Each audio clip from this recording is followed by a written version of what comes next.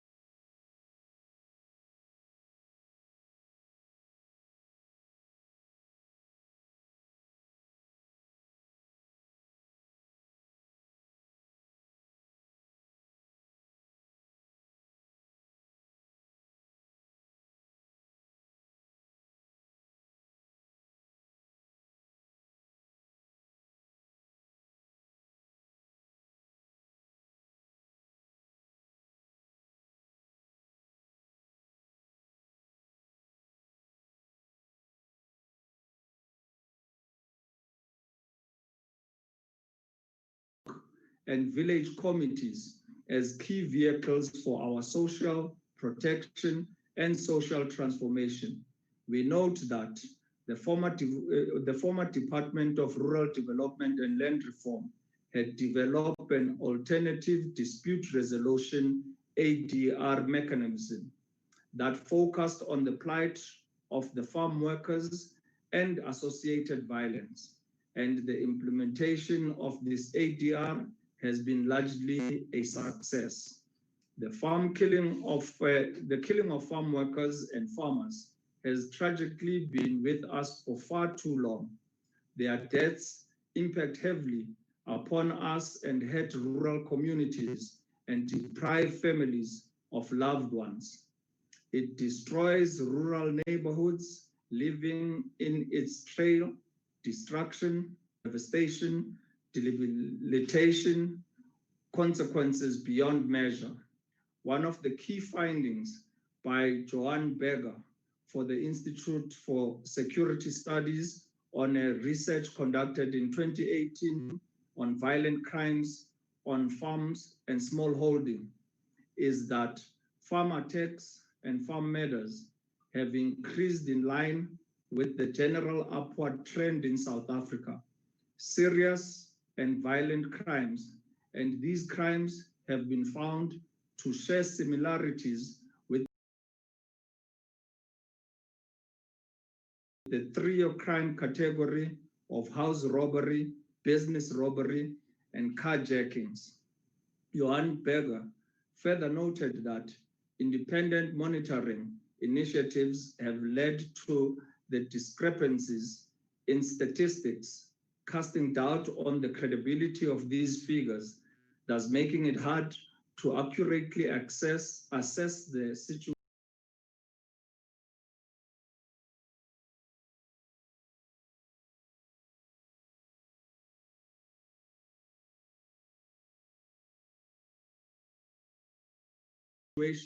And this has led to unsustainable claims such as genocide in South Africa of white Afrikaners.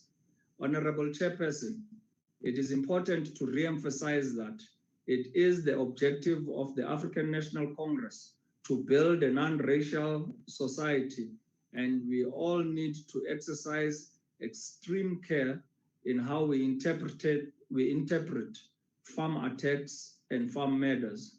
We note with serious concern the negative impact that this kind of ludicrous claim of white genocide have on the potential agricultural investment in terms of domestic and foreign capital, and decisively on our rural development program, even though such narratives are patently false and have no basis in reality and only serve to feed frenzies of fear, fright, and fleeing that harms our nation, dishonors our dead, and deepens our psychosis of alienation, mistrust, and dystopia.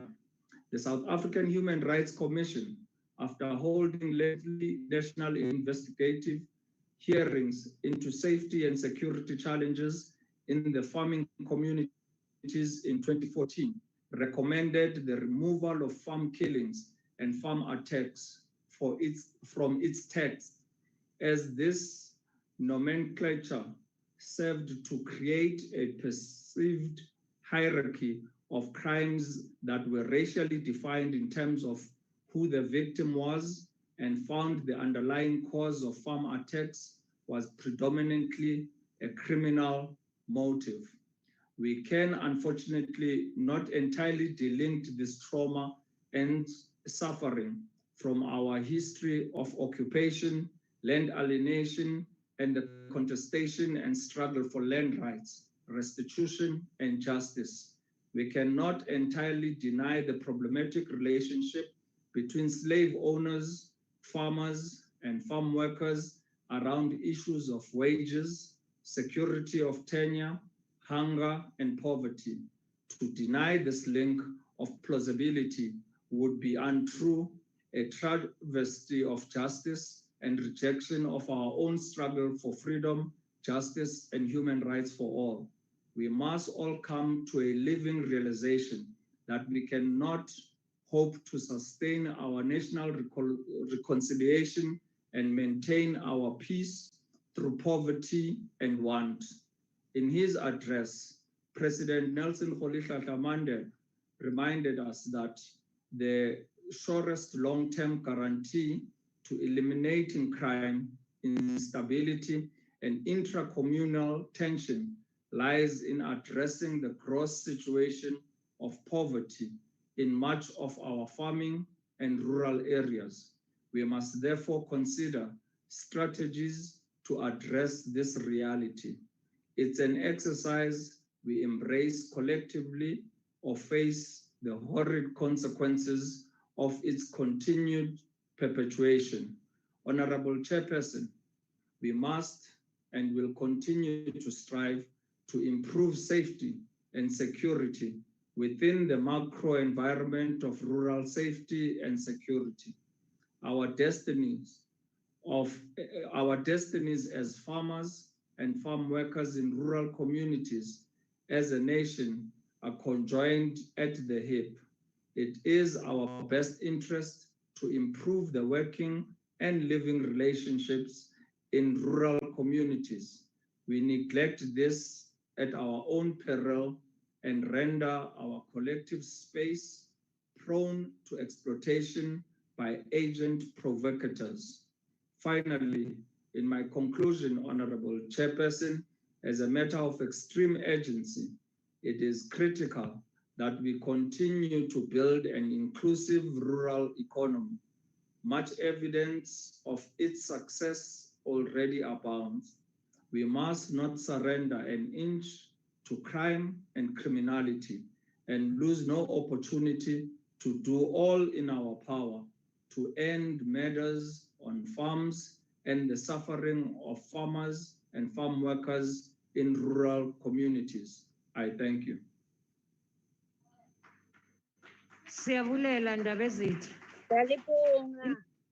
Ndelawo bomhlonitshwa uTerreblanche. Agbare voorsitter, agbare minister, agbare parlementslede en mede-landsgenote. Misdaadstatistiek toon aan dat boere en plaaswerkers op plase 'n groter risiko loop om vermoor te word as polisiebeamptes in Suid-Afrika. In antwoord op die probleem het die SABC bloot 'n nuwe plattelandse beveiligingsplan geloods, wat wonderlik klink op papier, maar weinig verskil maak op die grond. Personeel, toerusting en veral voertuigtekorte bestaan nog steeds, en so ook die probleem. Hierdie wrede moorde en martelings duur steeds voort, wat bevestig dat hierdie plan ook nie werk nie. Minister, Suid-Afrikaners vra meer aksie en minder planne wat bloot net stof vergader. As die ANC-regering nie 'n werkbare plan het nie, het die Demokratiese Alliansie dit wel. Daar moet onder andere op die volgende aspekte gefokus word. Herstel van polisie-gemeenskapverhoudinge. Boere en plaaswerkers vertrou nie altyd meer die polisie nie, omdat beveiliging tans ook grootliks hul eie probleem geword het. Die ANC-regering erken hulle blykbaar nie meer as volwaardige burgers nie. Daar is beslis nog baie toegewyde polisiebeamptes wat nie altyd toegerus word deur die regering om hulle werk behoorlik te doen nie. Die polisie as die aktiewe vennoot moet die leiding neem om die verhoudings met die plattelandse gemeenskappe te herstel. Veral beter dienslewering sal help. Herinstelling van gespesialiseerde eenhede. Die voormalige nasionale kommissaris Jackie Selebi het spesialiseenhede eenvoudig ontbind. 'n terugslag waarvan ons nie gou sal herstel nie. Baie van daardie kundigheid is nou vir altyd verlore. Die herinstelling van behoorlik toegeruste spesialiseenhede is 'n saak van uiterste dringendheid. Dit sal opsporing van verdagtes en skuldigbevindings verbeter en die pleeg van misdade ontmoedig. Verbeterde ondersoekskapasiteit by plattelandse polisiestasies. Honorable Terreblanche, I'm sorry to disturb you. There is a point of order from the House.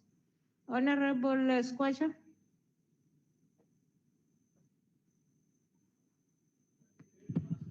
Thank you, Honorable Chair. Not on the person speaking. We really would like to be favored with translation, and it's not. There's no translation.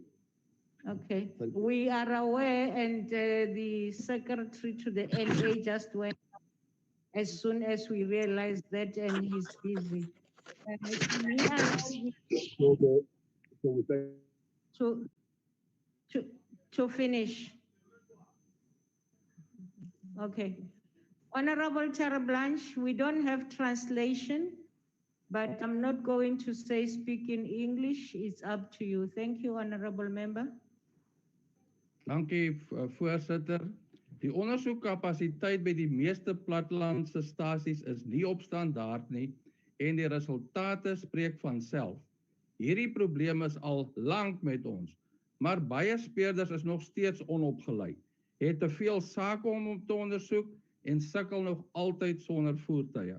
Hierdie stasies moet behoorlik beman word om beter voorsiening te maak vir lang afstande en uitgestrekte gebiede wat bedien moet word en waar beamptes dikwels op substandaard paaie moet reis om misdade te ondersoek. Die polisievoorsitter het 'n geweldige begroting ontvang van 1.5 miljard plus en 'n mens vra dan vir jou tereg, waar gaan al hierdie geld heen? Die antwoord dink ek is eenvoudig om 'n paar te noem. Verkeerde prioriteite, 'n baie groot en lomp topbestuur, opgeleide personeel wat administratiewe take verrig en vrugtelose en verkooste uitgawes. Daarom moet die polisie geherstruktureer word in 'n platter struktuur wat die fokus op die intreerange wat onder beheer van die provinsies is. Plaasmoorde moet gekategoriseer word as prioriteitsmisdade. Plaasaanvalle en moorde moet as prioriteitsmisdade gekategoriseer word. By landsgrense is veediefstaleenhede en grenspatrollies onontbeerlik, omdat mense bloot heen en weer oor grense beweeg sonder enige toegangsbeheer. Misdaadsyndikaate moet behoorlik aan bande gelê word. Tegnologiese hulpmiddels soos hommeltuie, helikopters, vliegtuie, CCTV-kameras en so meer moet ondersteunend aangewend word. Groter misdaadkapasiteite misdaadgebiede. Voorsitter, die doel daarvan is die voorkoming van plaasaanvalle en plaasmoorde, proaktiewe polisieering, in teenstelling met die ondersoek van misdade nadat dit gepleeg is, reaktiewe polisieering. Hierdie kapasiteit moet veral by brandpunte gevestig word. Voorsitter, hierdie misdade moet en kan beperk word. Maar die politieke wil moet daarvoor bestaan. President Ramaphosa moet die voorbeeld stel en dat plaasmoorde wel in Suid-Afrika gepleeg word. Daarna moet hy minister Cele opdrag gee. Thank you. I gave you extra because of the disturbance. It's now gone over. Thank you very much. The Honorable Mkonto, you are next. Thanks for the opportunity, Chairperson. Greetings to you, the leadership of the EFF led by the CIC, Julius Malema, and all members. Chairperson, apartheid and the neo-apartheid social and economic structure we have today is based largely on the incredible ability for myth-making by white people and the media houses they have behind them. They were able to first crystallize the myth about whites being a superior race and therefore entitled to depossess Black people from their land, murder them, and make them slaves in their own land. Behind this myth, however, was an unrelenting agenda to justify their rapacious looting, their unquenchable thirst for the blood of African people, their obsessive reoccupation with dominating and oppressing Black people. When this country was freed from political apartheid, they again resorted to making myths about their exclusive ability to farm productively, and this they did to foreclose any possibility for radical land reforms in this country. The debate about farm matters and even the so-called white genocide in this country is an extension of this myth, making scam by right-wingers and those who are hell-bent on maintaining their colonial ill-gotten wealth by all means possible. The DA is part of this grouping of white racists who want to deflect our attention and focus on narrow aspect of the problem of crime we have in this country. In order... Mamam Konto, yes, Honorable Matsoni, what's your point of order? House Chairperson Barota, I rise on a point of order to say that one in the House is not allowed to cast aspersions on another member. And it is the point of order is that the honourable member speaking referred to the DA as a bunch of racists, and she must withdraw that statement, please. Honourable members, here they are talking about a party, not a particular person. But I will still check, but that is my ruling for now, if I'm wrong. Thank you. Continue, Honourable Member. Thanks, Chairperson. We have a crime problem in this country, and that crime problem affects mainly Black people. The recently released crime statistics indicate that for the 2019-20 financial year, there were about 21,325 reported cases of murder in this country. This works out to 58 people murdered in the country every day, at a rate of 35.8 people per 100,000 population. There were over 28,000 cases of stock theft affecting mainly rural communal farmers who are exclusively Black. In this year alone, there were 80 attacks on farms between January and March and 48 between April and June. There is no justification for any of these attacks on farms, as there is no justification for the senseless murder of old women accused of witchcraft in the Eastern Cape and the brutal killings happening every day in Inyanga and Umlazi. What is despicable is the realization of crime and responses to crime in this country. This debate on farm attacks and the so-called white genocide in this country is done in a manner that seeks to project whites as victims and Blacks as perpetrators of this crime. The DA will not put it as crudely, but we know this is their strategy. They ridiculed the Black Lives Matter movement and argued we should rather focus on farm attacks. That tells you, Chairperson, that the only lives that matter in their thinking are white people's lives. They have no interest in the resolution of crime in this country as long as white interests and white lives are protected. Any loss of life in this country, Chairperson, is one loss too much. Any violation of rights is regrettable and must be tackled by the state. Honorable Mkonto, can you please hold for a minute? Honorable Mazzoni. Thank you, House Chair Barota. House Chair Barota, I have checked the rules and I have conferred with my fellow whips. And it is actually a case of when a grouping of people is continually referred to in a derogatory way, it has to be brought forward as a substantive motion. And I think that if you consult with the NA table, you will find that if you call people murderers or say that they have been party to a certain form of action to which the country wants to apply, that motion would have to come forward even if the individuals aren't named themselves, but named as a political party. Thank you. Thank you. I will rule on that before Order, Chairperson. when I get advice. Honorable Kalipi.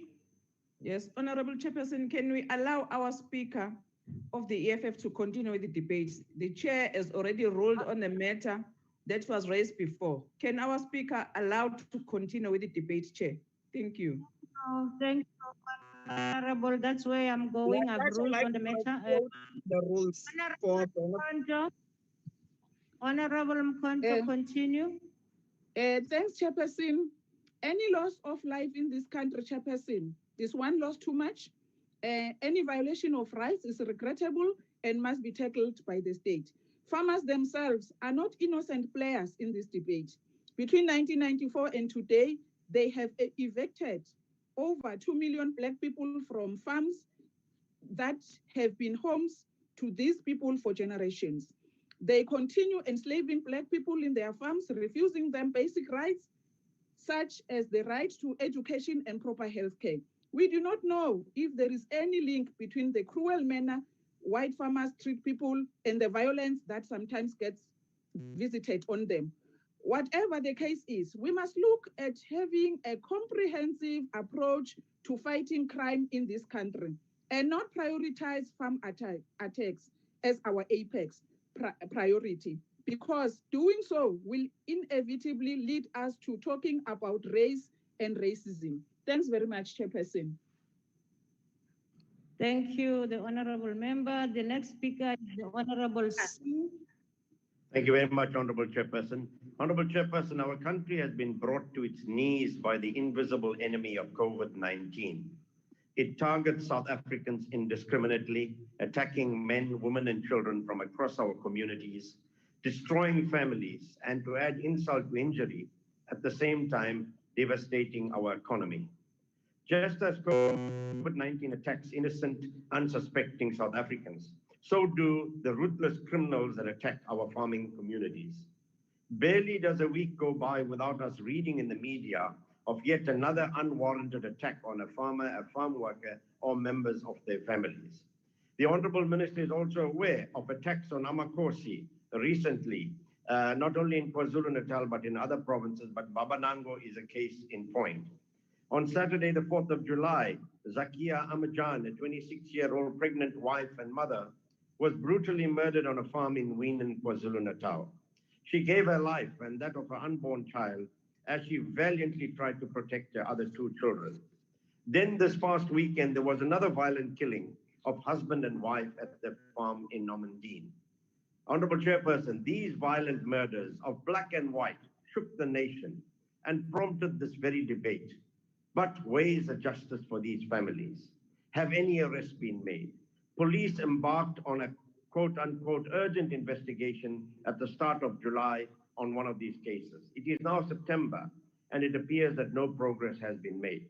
Honorable Chairperson, this debate seeks to address the recent scourge of farm attacks and murders. Yet this is not a new crime. It is possible that the impact of COVID-19 has led to an increase in farm attacks and murders, but civil society and the IFP have called for action many times before. We as the IFP want to categorically state that the time for talk shops and debates is long past. The farming community desperately needs and deserves decisive action, so as the rest of South Africa. Our constitution guarantees every person the right to safety. Honorable Chairperson, one of the challenges we had during the lockdown was that farm watchers and neighborhood watchers were not allowed to operate, and this could have been also part of the problem. However, having said this, there's a small ray of hope. There is currently a policy in place, the SABC National Rural Safety Strategy, which has been in effect since April 2019. Strategy outlines key focus areas, critical success factors, and implementation and governance. But this strategy cannot be something just on a piece of paper. It needs to be implemented. It needs to be rolled out efficiently and effectively with the resources to do so. Because, Honorable Chairperson and South Africans, not only are the lives of farmers, farm workers, and their families are at risk, by extension, with the threat posed to food security, so are the lives of all South Africans. And we earnestly urge that the Honorable Minister uses everything available in his capacity to ensure that additional resources are provided to protect the citizens of South Africa. As the Honorable colleague from EFF said, one murder is one too many, and we need to act and act decisively. Thank you very much, Honorable Chairperson. Thank you, Honorable Singh. Is the translation okay now? Do we have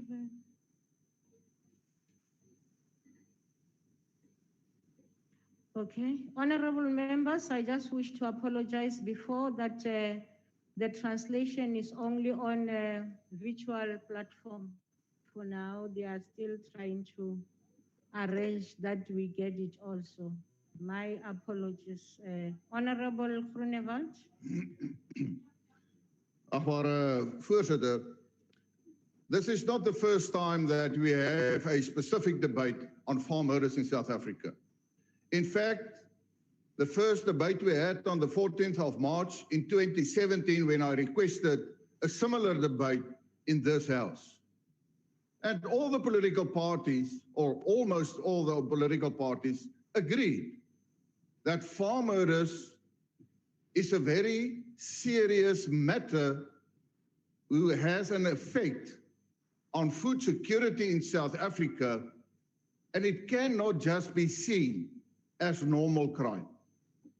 In that specific speech, I put the focus on the cruelty, the barbarism that is going along with farm murders. Today, Honourable Chair, I want to dedicate my speech to the living victims of farm murders. Why do I say the living victims?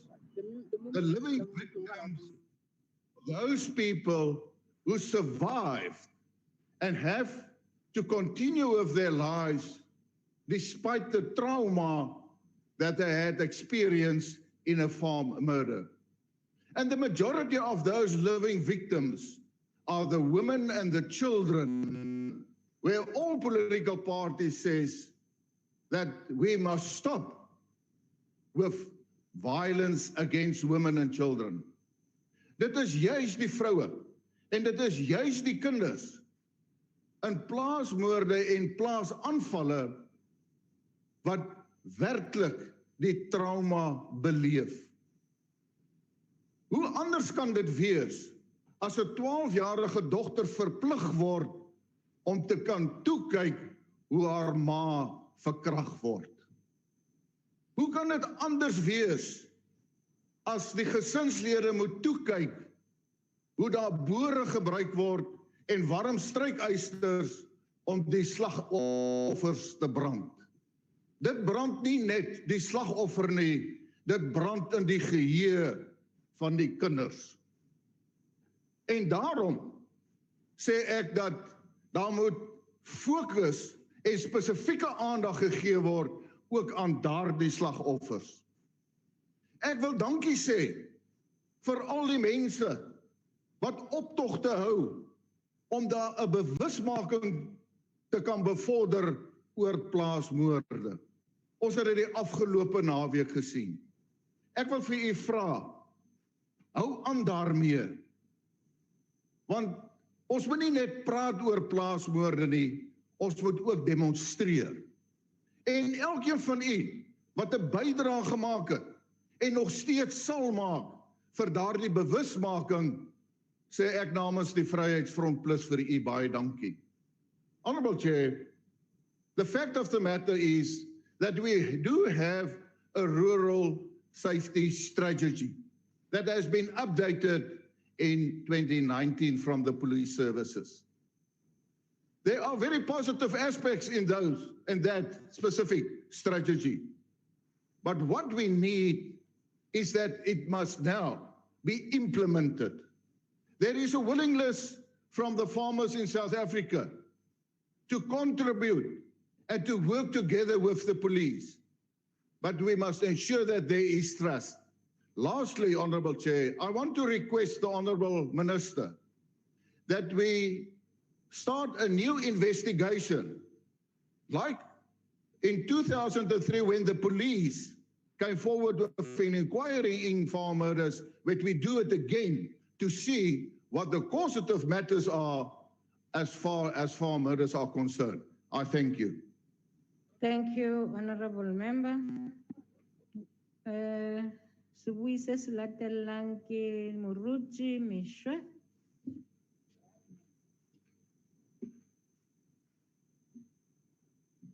The next speaker is Honorable Mishwe.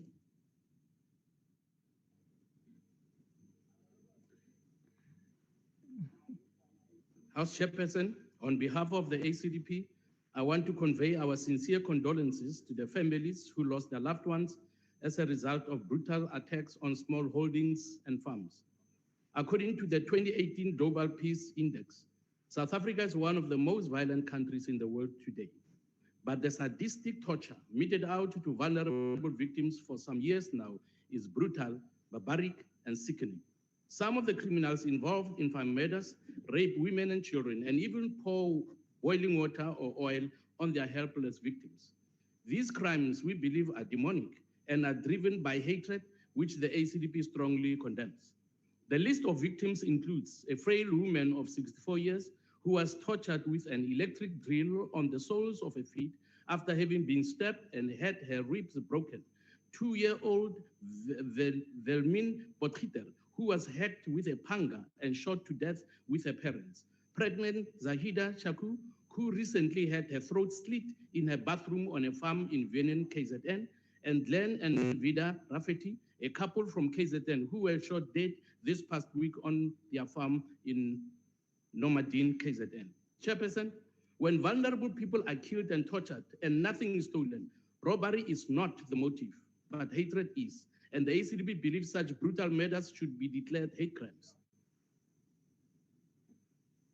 As a result of these senseless, diabolical killings, food production always suffers. Political parties that encourage land invasion, including farms producing food, should be held equally accountable and responsible for brutal murders that happen as a result of the illegal invasions. The ACDP calls on government to stop paying lip service to this crisis and stop making empty threats to those promoting lawlessness in the country, but must punish the criminals. We also call on government to bring back rural commandos to assist the police to stop hate crimes against our food producers. According to Black farmers, farm attacks and invasions are not only directed at white farmers, but Black farmers are also targeted. Land invaders have reportedly dealt a fledgling Black fruit farmer a devastating blow, burning down 130 hectares of mango orchards in his 888-hectare farm in Zanin, Limpopo. According to Mr. Kabu, who owns the farm, they have had incidents where farm workers were attacked and killed in their sleeping quarters. These barbaric crimes are shocking to say the least, and the ACDP condemns them. This past Saturday, we witnessed an estimated 30,000 bikers in Pretoria who were protesting against farm murders and saying enough is enough. Among them was Eugene Machele, who said, when farmers are murdered, then we are killing the country and food security. The ACDP strongly condemns the hatred that is prevailing in our country today, hatred against farmers and all citizens, particularly the most vulnerable. Thank you. Thank you.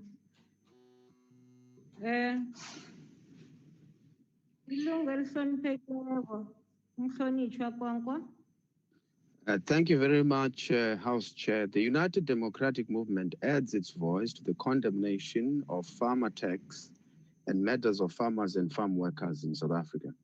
We also wish to acknowledge their actual and feeling of vulnerability and their frustration because although there has been a recent spike in these rural crimes, we have thus far treated it as a perennial problem.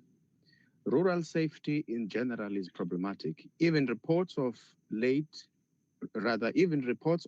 of an increase in stock theft, which of course impose economic hardships on commercial and subsistence farmers, have also increased over the past couple of weeks. The UDM strongly advocates and believes that an all-inclusive and holistic approach towards this problem is what we need in order to address it. An approach of this nature should be accompanied by vigorous debate or dialogue on issues pertaining to land redistribution, rural revitalization, labor relations in farms, and racism in general. That said, land redistribution and racism in particular being emotive issues, we should not turn them into political football. On Smooth-Kopo, the question is, we have a national rural safety strategy. Why is it not working? Yes, we admit that it was adopted recently in 2019. We also acknowledge that much has been achieved since then, but the UDM is of the view that more needs to be done to try and address the weaknesses and shortcomings insofar as its implementation is concerned. Rural crime is not abating in South Africa. There are far too many accusations of a police force which does not investigate crime effectively and does not bring suspects to book. The UDM is of the view that if the campaign against farm murders and farm workers in particular is to gain credibility, a discussion also needs to be had about the violations of farm worker of the rights of farm workers that are widespread in the agricultural sector, and they are arguably more vulnerable than before as they face ongoing evictions, casualization, exploitation, and in worst cases, physical violence. This in totality breeds resentment, and in our view, we need a holistic approach to address farm matters and violence in general in South Africa. We thank you, House Chair. Thank you. The Honorable August. Honorable Chair, each child who steps in the way of a gangster's bullet, each woman who is brutally attacked because she is a woman, each farmer who is pitilessly murdered, each is an equally precious human being. Each is a member of a family with plans and dreams and people who love them. Each of their deaths is a blight on our humanity and progress as a society. We condemn each death unequivocally. As a nation, each time another of our sisters, brothers, mothers, fathers, daughters, and sons are murdered, another small piece of us dies. We must take back control of our lives and those of our loved ones. It is a job that requires all of our attention. However, we are and wherever we live, the society that the overwhelming majority of us want is a society in which all feel free. We cannot feel free when we have nothing to eat. We cannot feel free when we raise children in a shack in the mud. And we cannot feel free while we feel chronically unsafe. Chair, we must not fall into the trap from which we recently escaped, where society regards some South Africans as more precious than others. There is no hierarchy of murders. Crime is no more or less permissible depending on your skin color or economic status. Every life lost to violence is one life too many. With a reported 62 murders on farms during 2017-18 and the 2,500 people who were murdered in Cape Town alone during the same period, each and every one of these lives mattered. On the Cape Flats and in other townships, murders continue to rise. None of these lives should be forgotten.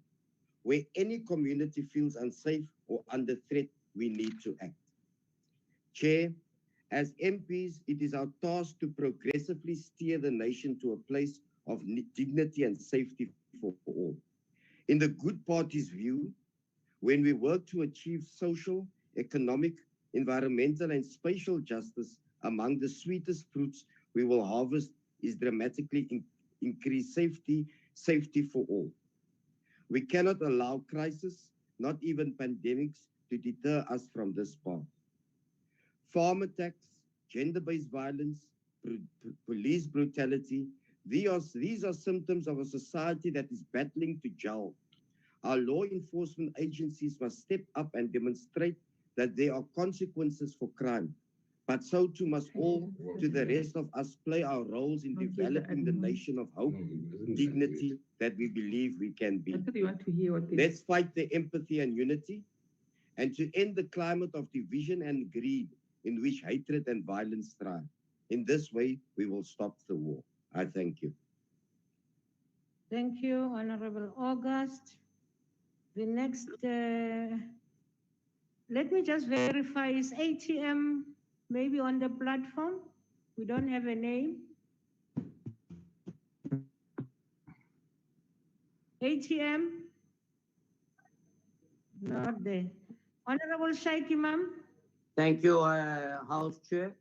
Let me start off, Honorable House Chair, by paying tribute to all our farmers and the farming community as a whole for the role that they have played during this very difficult time of COVID-19, ensuring there were food security and that no one went hungry. Honorable House Chair, in 2019, there has been 552 farm attacks. In 2020, from January to June, there has been 128 attacks. And according to the Transvaal Agricultural Union, there were 29 murders in the first half of 2019 with 194 farm attacks. Now, farm attacks are increasingly becoming more violent, barbaric, and brutal. In terms of the statistics that we have, and from what I can hear, many are arguing that these attacks are mainly on the white farming community. However, I can tell you that in terms of the latest information we have, that many black farmers face the same fate at the hands of these criminals. Honorable House Chair, not long ago, Zakia Ahmadjan Ismail, a pregnant mother, was murdered in one of the most brutal manners in Wienen. And to date, the perpetrators are still free. We've had Glenn Rafferty and his wife that were murdered a couple of days ago in KwaZulu-Natal, another family of 3 in Hartswater in the Northern Cape. These are just a few of those farming communities that were murdered in some of the most brutal matters. But I think, Honorable House Chair, what we must start off by condemning any form of hate speech that exists in the country promoting racism. These things must be condemned with the contempt it deserves. This country belongs to all who live in it, and all of us that live in this country must be able to share it. Honorable House Chair, crime in South Africa is becoming very violent. And I think it is important to note that we have various types of crime. South Africa is a very violent society. We call on the law enforcement to put in greater measures together with the rural safety strategy to accelerate this process to try and protect rural communities, farm owners, and the farming community at large. South Africans must unite as a united nation, this rainbow nation, protecting each and every other person, because remember that if the farming community disappears, your food security in South Africa will disappear. The farming community also plays a major role in economic development and export in this country. But what is happening, Honorable Chairperson, is because of the vulnerability of the areas that they live, the rural nature of the areas they live, they may become victims of this crime. And I think what we need is to do some research, extensive research, a comprehensive one, to establish whether these farm owners and farming communities are under attack for any other purpose or it is just criminal, whether there is an effort or by certain leaders and communities to want to eradicate and remove these white farming communities particularly. And I think we should do that research. The National Freedom Party is of the opinion that the South African Police Service must accelerate this process of protecting these rural communities. Thank you.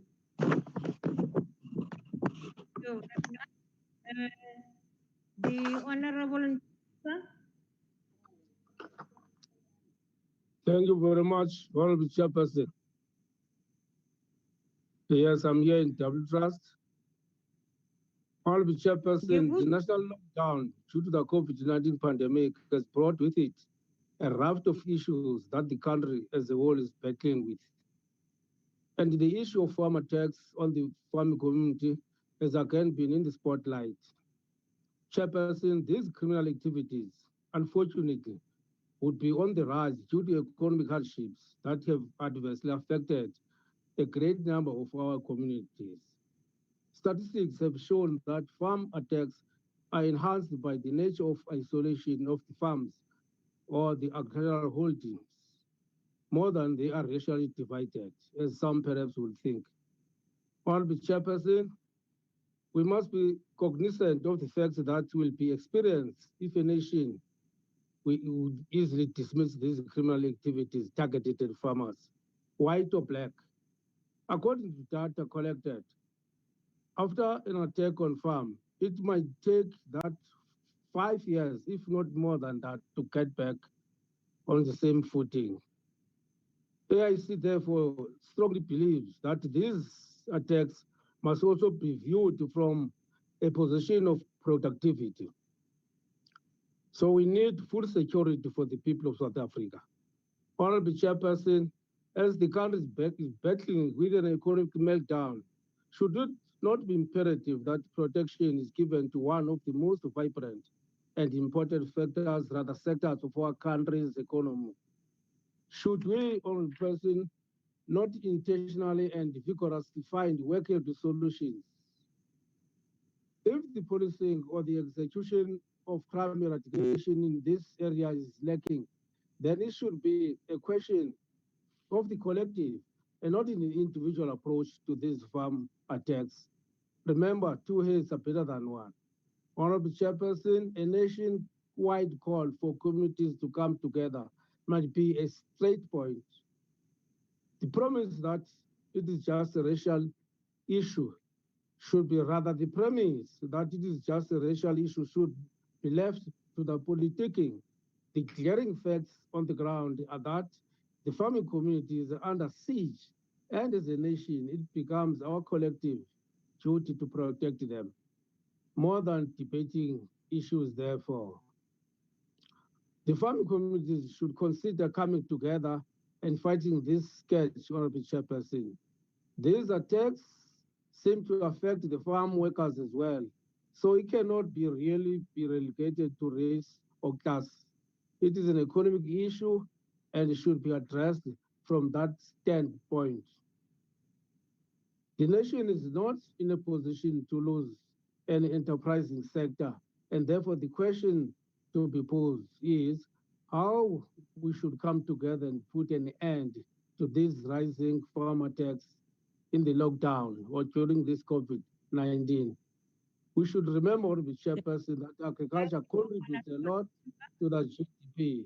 This means it is part and parcel of South African economy. Chairperson, is it? Thank you very much. Thank you very much. Lalela ke babunjayisa la uhleli khona namhlanje kuyasebenzeka sikuzwa kahle uhlale lapho ngamalanga.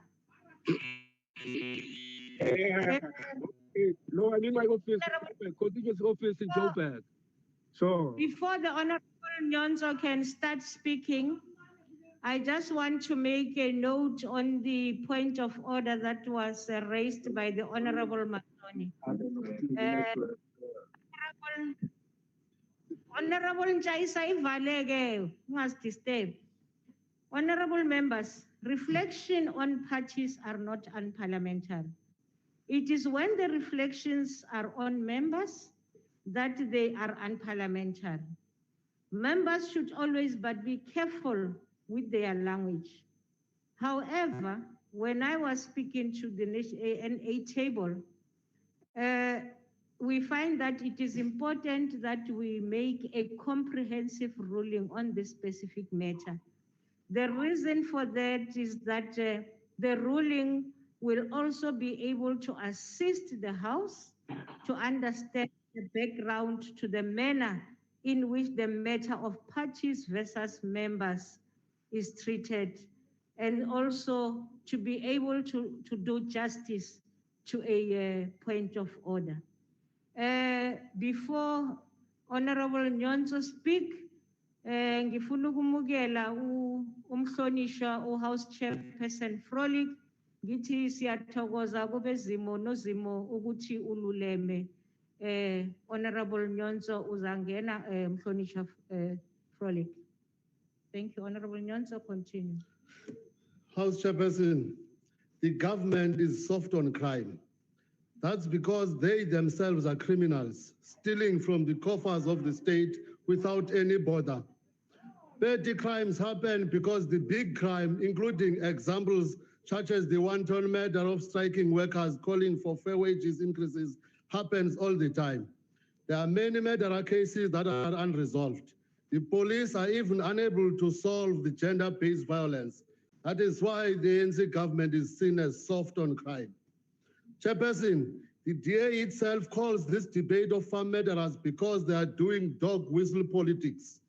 They are raising farmer tax because they are vulnerable victims of crime. And they are in large measure white people settling on land they occupied through a system of colonialism and dispossessed the majority of African people. Dog whistle politics of the DA are racist.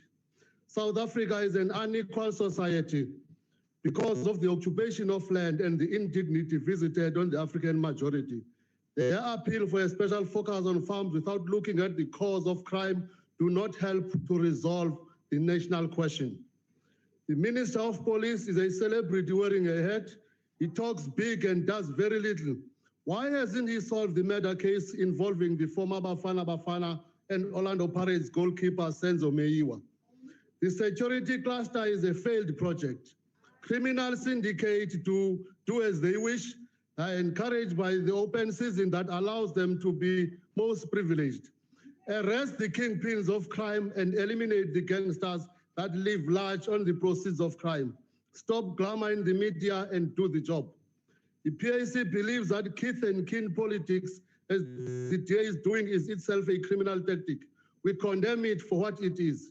They are misleading the National Assembly and dividing the citizens. The PAC calls on the state to use its resources to stop crime and murderers that are on the increase. Azania deserves better.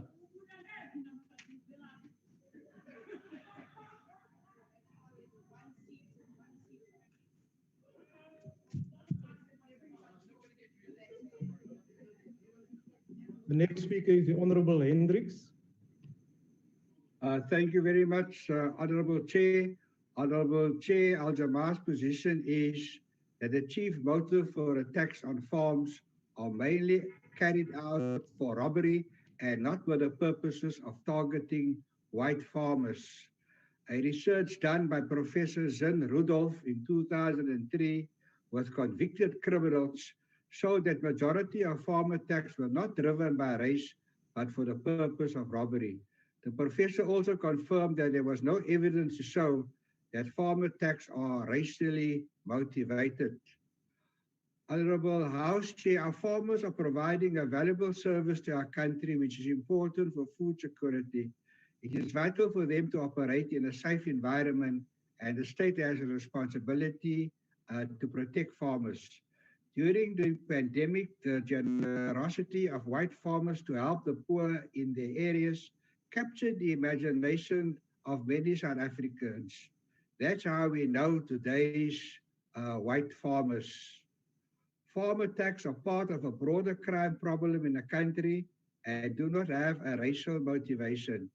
We need a development plan to address poverty, inequalities, and landlessness in the country.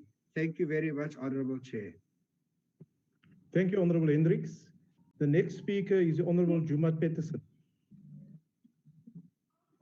Thank you very much, Honorable Chairperson, Honorable Members, Chief Whip, Chairperson. Just as the COVID-19 pandemic has tested the capacity of our state and the efficiency of government, it has also profiled opportunities to grow our capacity to release a myriad of our developmental endeavors. The capabilities developed in the past months since the onset of the pandemic to have scientific and evidence-based planning, as well as the executive accounting to the Portfolio Committee, with swift targeted action in response to challenges to integrate government coordination and implementation should be commended. Let us not have this debate in isolation to the fact for the first time, we are now receiving crime statistics every quarter. And that is a huge achievement, which members in the Portfolio Committee have acknowledged. And I want to especially mention the Honorable Dr. Groenewald, who has admitted and works with the committee, where rural safety needs a specific and special compact between the state, the private sector as farmers, workers, farm workers, and communities. The African National Congress rises to support the efforts set by the National Police Commissioner and our Minister to re-establish specialized units to deal with farm safety. The attacks on rural farmers in this day and age is repugnant. The ANC condemns these acts of violence. It undermines our ability to develop an agricultural sector which is prosperous and deals and assists us towards the economic recovery of our country after the COVID-19 pandemic. Our farming and rural communities will continue being important to ensure that we have food security in our entire population. We have to say that the ANC does not support efforts of these heartless criminals to destabilize the farming sector in this country by attacking any farm worker, and especially do not support attacks against women and children. Acts of violence against women on farms is gender-based violence and femicide. Gender-based violence is not just acts of violence against Black women. Gender-based violence is also acts of violence against white women. So why do we not see acts of violence against white women as part of our campaign to fight gender-based violence and femicide? Honorable Speaker, in the last crime statistics during the 2019-2020 financial year, there's been 49 murders on farms and small holdings and 46 incidences of violence on these farms and small holdings. The majority of these attacks occurred in the Free State, the Eastern Cape, and the Limpopo provinces.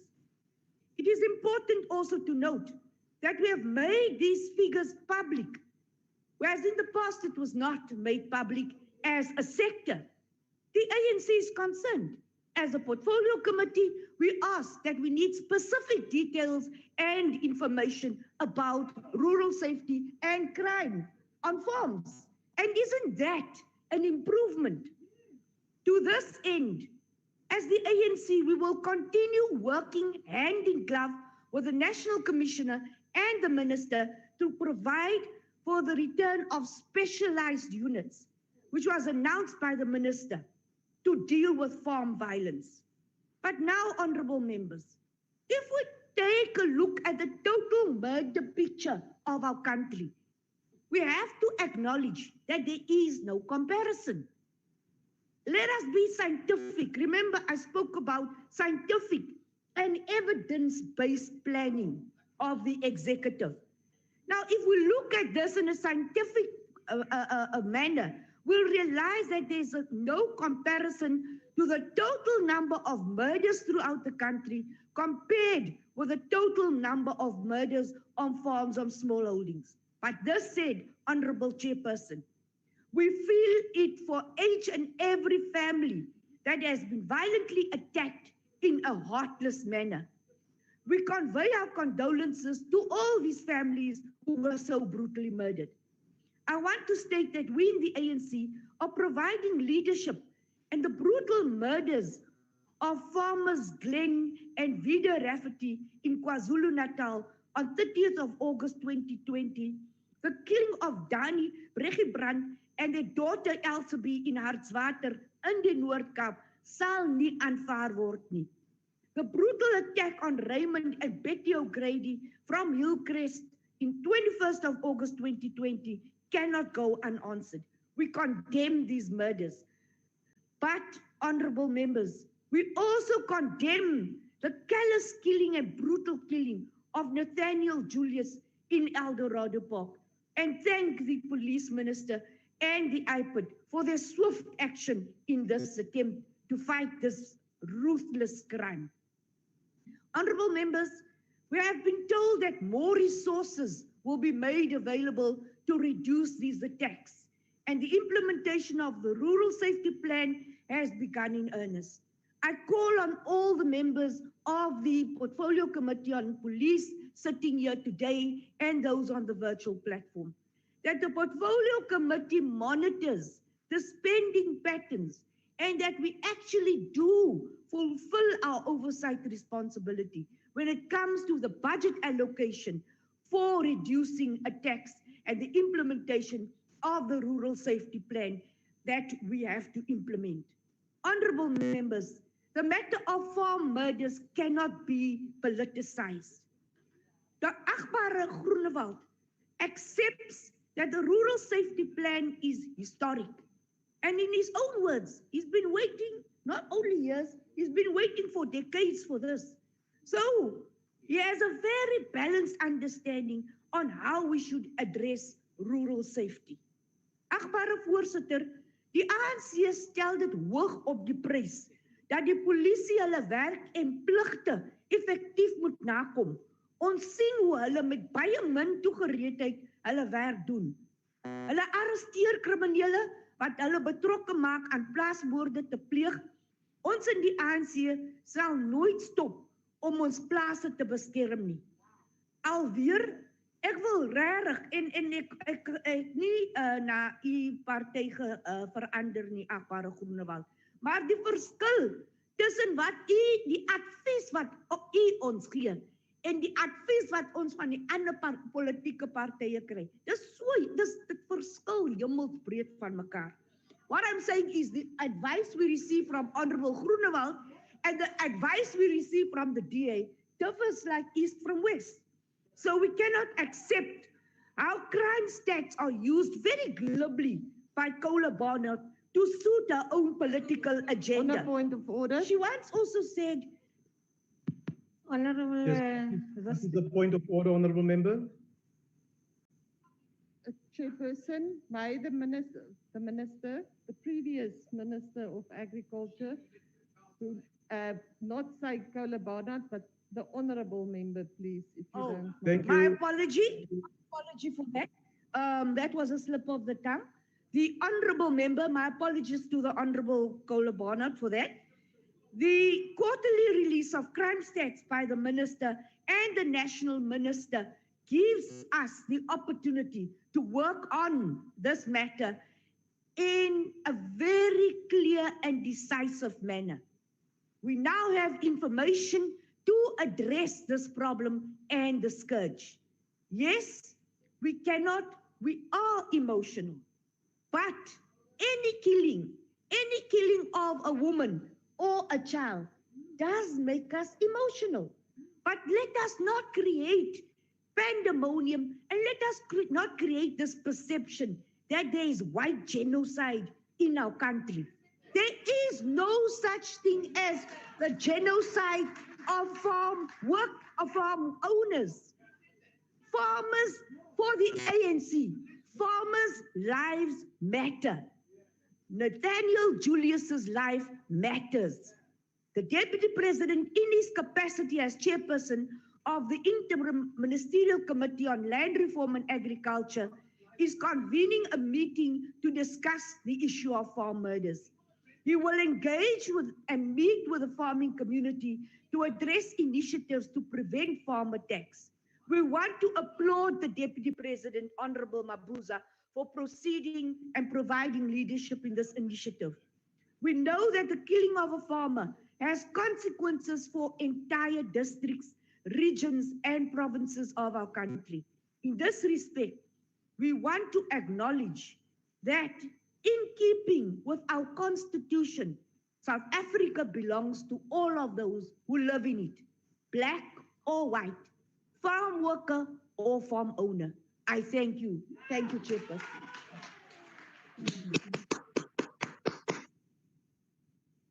Thank you, Honorable Member. The next speaker is the Honorable Babama. Enkosi mhlali ngaphambili. Bantu bakuthi ndiyabulisa kule mini yokuqala kwinyanga yomsintsi. Inyanga eza nentswasahlobo nokuzalwa kutsha kwemithi intyatyambo neziqhamo emasimini. Ndithi namhlanje masizifune sizibuze uba sekutheni inhliziyo zethu ziliflathele kangaka ilizwi likaYehova ku-Exodus 20:13 elithi uze ungabulali, you shall not murder. Uthe uThixo xa edala umuntu wamdala ngokomfanekiso wakhe. Xa ke siyekela ukubulawa kwabantu nokuba ngabeliphi ibala, siyekela ukuhlambalazwa komfanekiso kaThixo. Ndinqwenela uba nathi sibe nentwasahlobo yokuzalwa kutsha, inhliziyo zethu zithambe, zibe novelwano kubantu abangamaxhoba ezizeleko. Olu hlaselo nobulawo ngokungena lusini lwamafama, abasebenzi zifama nabahlali basezilalini mihla le alunyamezeleki, yaye ayiyonto esinovuma ibe sisenzo semihla ngemihla. Si-Democratic Alliance sithatha ngokungqongqo le nkohlakalo yaye sizimisele ukuyilwa ngako konke esinako. Mhlali ngaphambili amazwi avela kwiinkonzo zepolitika ezithile eningazuzibiza ngegama ezikhuthaza abantu uba mabathathe imihlaba ngokungekho semthethweni kwaye norhulumente ophetheyo ongayihoyanga into yokuhlukunyezwa kwabantu basezifama nasezilalini ngokunjele mnqa isibindi sokwenza nantoni na besazi uba akukho nto eza kubahlela ngokomthetho. Kumafama, abasebenzi basezifama nabahlali basezilalini sithi sikhona siyi-Democratic Alliance. Sesiqalile ukusebenzisana nawo wonke amafama ukubancedisa ekubeni balungiselele ukuzikhusela ngokupatrela indawo zabo. Ngenjongo zokuphuhlisa amafama athuthukayo, siza kuqhubeka ukubanceda bafumane umhlaba ngokusemthethweni ngokuqhagamshelana neDepartment yezemihlaba. Siza kuqhubeka nokulwa utshintsho luka-Section 25 womgaqo-siseko ngoba asivumelani norhwaphilizo lomhlaba ngaphandle kwembuyekezo. Urhulumente makagqibezele ii-land claims ezishiyekileyo anikezele ngomhlaba ophantsi kwakhe. Ndithetha nje sisandugqiba ngee-public hearings ze-Ultra Amendment Bill enenjongo zokunceda amanina abe nala malungelo afunyanwa ngootata ekufumaneni umhlaba. Ezinye iinkonzo sezichaziwe ngoogxa bam kwiintetho zabo ngaphambili. Lilonke siyi-Democratic Alliance sithi, let us put our differences aside as political parties and condemn with one voice the killing of our farmers and farm workers who not only put food on our tables, but have the right to life as prescribed in our constitution. Ndawugqiba ndithi kweli nenekazi le-EFF, you should be ashamed of yourself. This is not the time for grandstanding or politicking. Your time is now expired. Thank you very much. You must be ashamed The of next yourself. speaker is the You must be Honorable ashamed Deputy of yourself. You like to Order. Yes, Honorable members, if Joella. you keep on interrupting without being recognized, I will remove you immediately from the platform. I recognize the Honorable Deputy Minister of Agriculture, Land Reform and Rural Development. The Honorable Deputy Minister.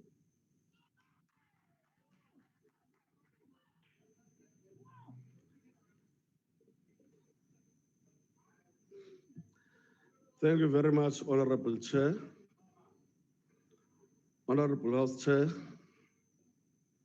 honorable members of the National Assembly, ministers and deputy ministers, ladies and gentlemen and fellow South Africans. This month is Heritage Month, a time when South Africans ordinarily ought to be celebrating our unity in diversity, as our constitution prescribes. The mood in many rural towns and farms is somber due to the spike in farm matters. The passing of a loved one, especially in a violent manner, is something that touches the raw nerve in us and sometimes leads into people reacting in irrational manners. I would like us to engage in a rational, sober debate as compatriots, as fellow South Africans, honest and being true to ourselves, so that we can be able to take our country forward. In that way, we would be honoring the memory of the departed because of farm matters, but we will also be honoring the memory of all those violently killed in our country. At this time, I also want to join Minister Didiza in conveying condolences to the recent matters on farms, having issued a statement in the last few days. Honorable Chair, we must all stand in solidarity with the affected families and vow in unison to prevent, to combat farm murders. We must do everything we can to make sure that the culprits are caught, prosecuted, and sent to jail. Before I go any further, I want to join my colleagues to say that all lives matter, whether those are the lives of farm workers or the lives of farm owners. The subject for discussion is a very important one. It talks to one of the fundamental chapters enshrined in our Constitution, the Bill of Rights to be specific, which holds the right to life as sacrosanct. Section 11 of the Bill of Rights. As government, we must state categorically what is inscribed in the preamble of our Constitution. South Africa belongs to all who live in it, united in our diversity. Therefore, Honorable Chair, all reasonable, peace-loving South Africans must condemn in the strongest terms what is clearly behavior that is cruel, antisocial, barbaric, harmful to our endeavors to build a united, non-racial, non-sexist, democratic, prosperous South African society. That is why compatriots, among other things, should do the following. We should all support without reservation the safety, the police safety rural plan launched by Minister Tsele, whose intentions are very clear and I have alluded to. We must also cardinally and most importantly, never allow ourselves to be mobilized in a way that will further polarize the South African society. In this instance, we must be wary of race mobilization, however tempting it may be. We must, in all honesty, if we say we are not part of the white genocide people speak about, we must not only say so, we must be seen to be not part of that. There must be no doubt in the eyes of fellow South Africans that these and these people are truly not part of that white genocide. If there is any doubt, we must introspect and look at ourselves. We must never lose sight of the fact that the lasting solution to our country's problems is the creation of a non-racial, non-sexist South African society. On this note, on behalf of the Minister of Agriculture and the Minister of Police, on behalf of the entire government, we wish to convey these heartfelt condolences to the families of the deceased. We bow our heads in honor of all those killed in farm attacks. And just to mention but a few, Mr. and Mrs. Rafeti of KwaZulu-Natal, gunned down on Saturday, the 29th of August, 2020. The Brandt family in the Northern Cape, Artswater, who lost 3 members of their family, and thankfully, the culprits have been apprehended. And in this instance, the police have apprehended them, and the justice system is doing its job on this particular matter. We again strongly condemn the attacks on people on farms. Mimi Jacobs from the Free State this year survived a brutal attack on her farm, and we must equally be ashamed that in our midst, we still have men targeting vulnerable women as we see body after body being discovered on a regular basis on the sugarcane plantation in Twa Lume in KZN. We cannot but definitely have to salute the Minister of Police and his team for the good work done in this case. It cannot be correct to say that our government does not care about farm matters or the farming community.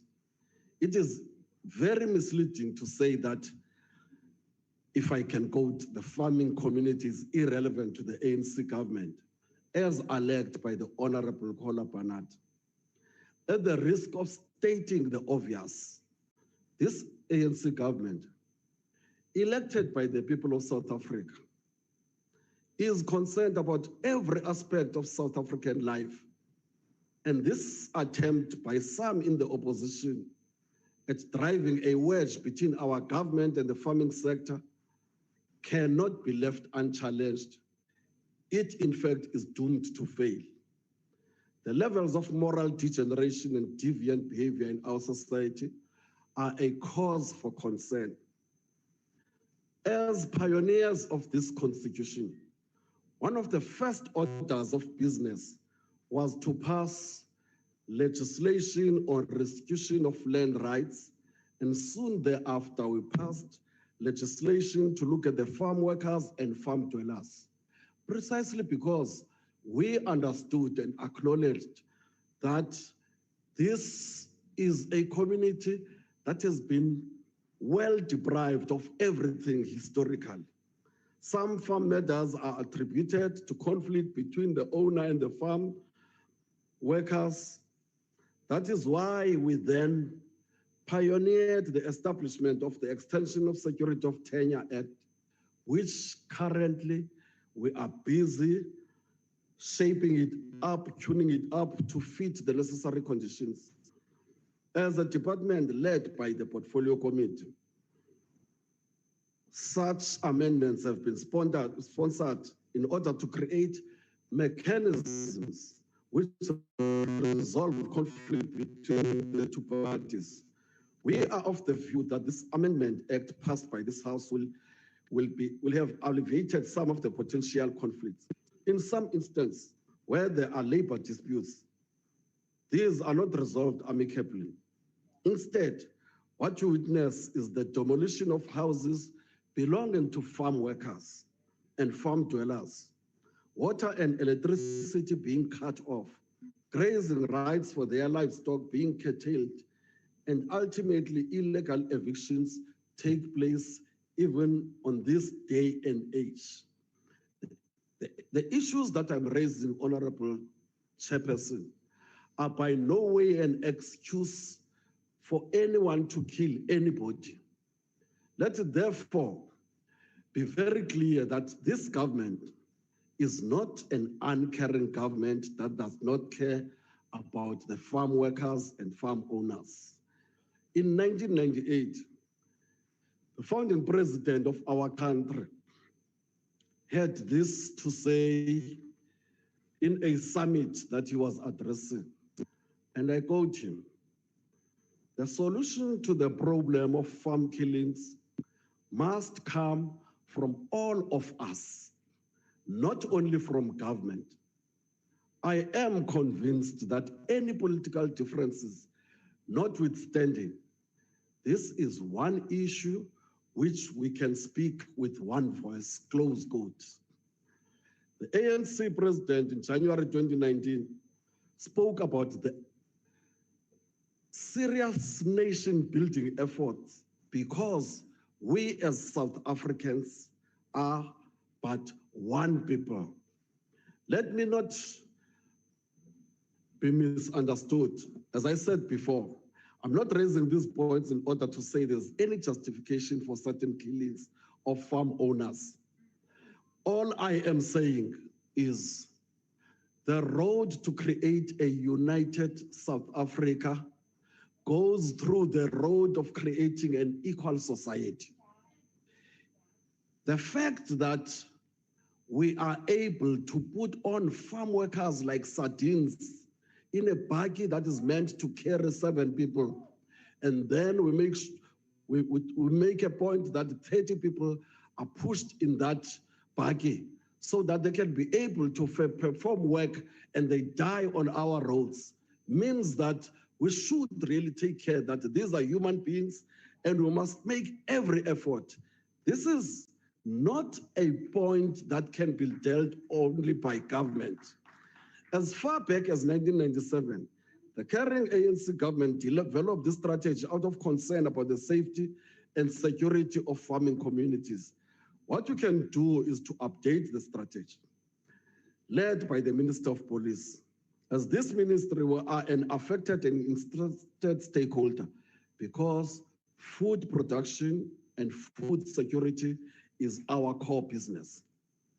I have listened to Honorable Groenewald, and he pointedly indicated that even in the last debate on this particular issue, all political parties were united in condemning the killing on the farms, in making sure that no one is killed. All that we need to do is put all our hands on deck. Government needs you, you need government, we need South African society in order for us to resolve the problems of our country. If we do so, you definitely would not find this government wanting. I just want to remind that what we are dealing with is a mess, not of the creation of this particular government. We are dealing with a mess created by colonialism and apartheid. We are dealing with that mess. But look at how magnanimous we did. 1955, we gathered and consciously agreed that South Africa belongs to all who live in it, black and white, and that no government can claim authority over South Africa unless that government is based on the will of all the people of this country. Those that were in charge of this country did not listen to us then. They continued to kill us. We decided that maybe they will only understand when we do to them what they are doing to us. But as we took up arms in 1961, look at how wonderful the oath of Mkondo Wesizwe was. It said, we are taking up arms because we love peace. When an opportunity Honorable Deputy Minister, in your our time is expired.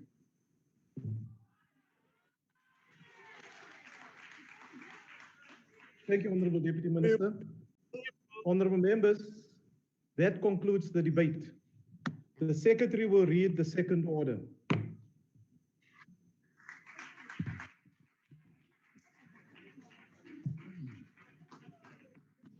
Consideration of report. The Secretary will read the second order. Consideration of report of Portfolio Committee on Higher Education, Science and Technology, on Sector Education and Training Authorities and National Skills Fund 2020 to 2025 strategic plans and 2020-21 annual performance plans and budgets.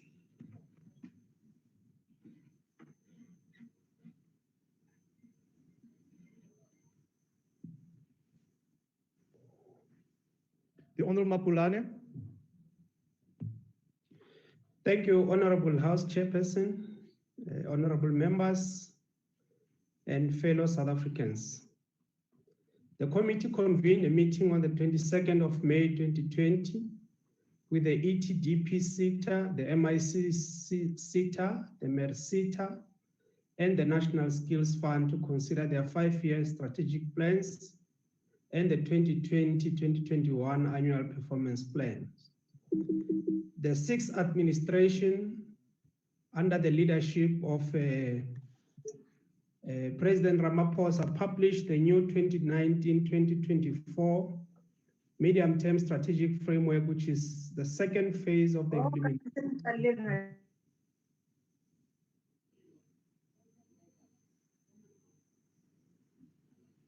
Honorable Mapulane, please continue.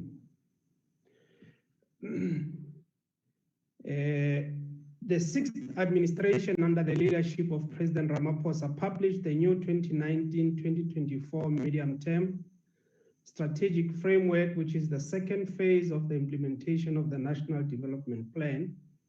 Government departments and entities are to align their 5-year plans with the policy priorities of the electoral mandate of the new administration. This financial year is the first year of the implementation of the new MTSF. Our committee oversees over 100 entities of the Department of Higher Education and Training, as well as 9 more entities of the Department of Science and Innovation. Notwithstanding the wider scope of its work, the committee resolved over the 21 sitters. We have been concerned about the deplorable reputational image of most of the sitters, especially in relation to good governance, poor management of their finances, including the adverse audit outcome. However, there are a good number of sitters which are doing a sterling work to facilitate the skills funds interventions, to grow a pool of critical and scarce skills to support economic growth. The new National Skills Development Plan recently published by the department seeks to inform the work of the sitters and the NSF until 2030, and therefore, consideration of the plans of the sitters and the National Skills Fund has to ensure that they are aligned to the national policy priorities and their programs are adequately funded.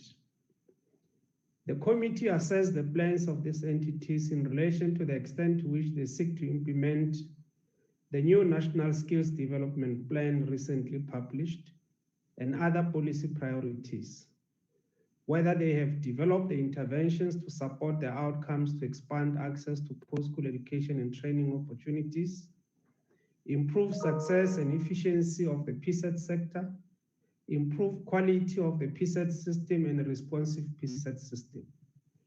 We would like to commend the National Skills Funds for its sterling work in supporting the PSET sector to expand access to education and training through the construction of new TVET college campuses. Work is underway towards completing some of these sites. However, delays are experienced due to the lockdown and there are cost overruns as a result of other factors. Honorable members, measures put in place by government to respond to the impact of the pandemic on the economy and health of the citizens have adversely impacted the income of the sitters and the National Skills Fund. Approximately 8 million in revenue in the current financial year will be lost as a result of the 4 months break on skills levies contribution by companies. It is, however, comforting to know that funding for the new campuses is secured. Already some of the sitters and the NSF have tabled their revised 2020-2021 APPs with a significant downwards adjustment on their budgets and targets. Some sitters are struggling to fund their current operations due to cap on the administrative spending. We do urge the sitters and the minister, including the Auditor General, to engage in this matter to find an amicable solution to assist the sitters so that spending on the administration does not result in audit findings at the end of the financial year. Whilst appreciating the role of sitters playing in providing bursaries to students, the committee is concerned that there are multiple bursary systems administered by the 21 sitters. Of great concern is the duplication of functions with administrative costs, while there are national systems such as the NSFAS and the NRF that administer and disburse bursaries to undergraduate and postgraduate students. And the committee was unanimous in its concern about the continuous conflict of interest with respect to the awarding of tenders by members of the sitter boards. For example, the former CEO of MICCT sitter was found to have awarded tenders to his close family members. There are also investigative reports from the SIO, the public protector, and the sitter's own internal investigations that their findings are yet to be implemented. It is concerning that sitters are not moving with speed in implementing the recommendations of these investigative reports and monies lost through irregular activities are not recouped. Consequence management should be implemented against those who are implicated in wrongdoing. The committee will strengthen its oversight over these institutions to ensure that they execute their tasks consistent with their mandates. We do recommend that the House adopt this report, Honorable House Chair. Thank you very much. Thank you, Honorable Chairperson. I now recognize the Chief Whip of the Majority Party from the Chamber. The Honorable Chief Whip.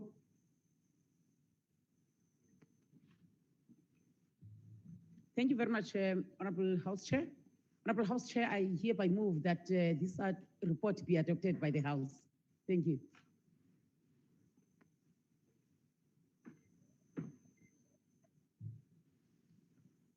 I've received requests for declarations of vote. I now recognize the Democratic Alliance. The Honorable Nododa is in the chamber.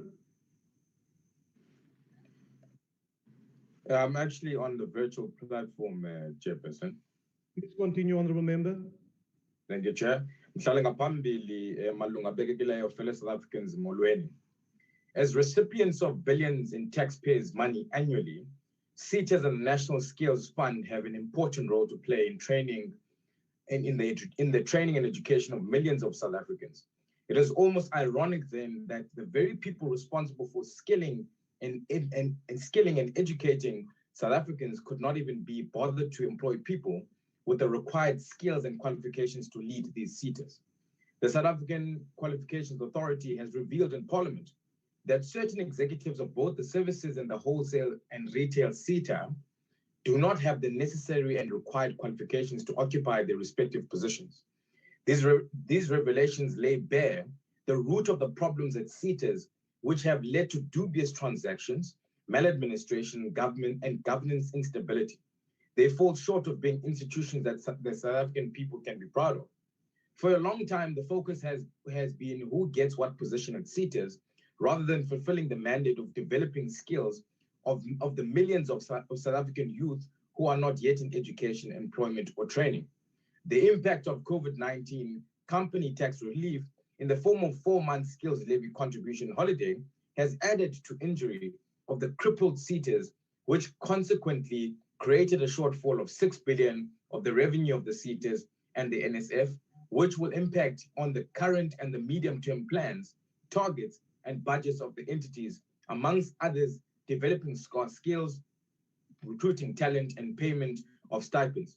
The duplication of functions, while there are national systems such as the NRF that can administer and disperse bursaries to undergrad and postgrad students, is of concern considering the appalling financial management by the SETAs. The DA is disgusted of the ongoing corruption and looting of funds, which has led to the MIC SETA, the MER SETA, the agricultural SETA, and the Financial and Accounting Services SETA having been subject to investigations by the Special Investigation Unit and the Public Protector owing to irregularities by the former CEO and employees. Due to conflict of interest with respect to awarding of tenders from members of the SETA's boards, which is cited as a root cause of destabilization of the core functions in these entities.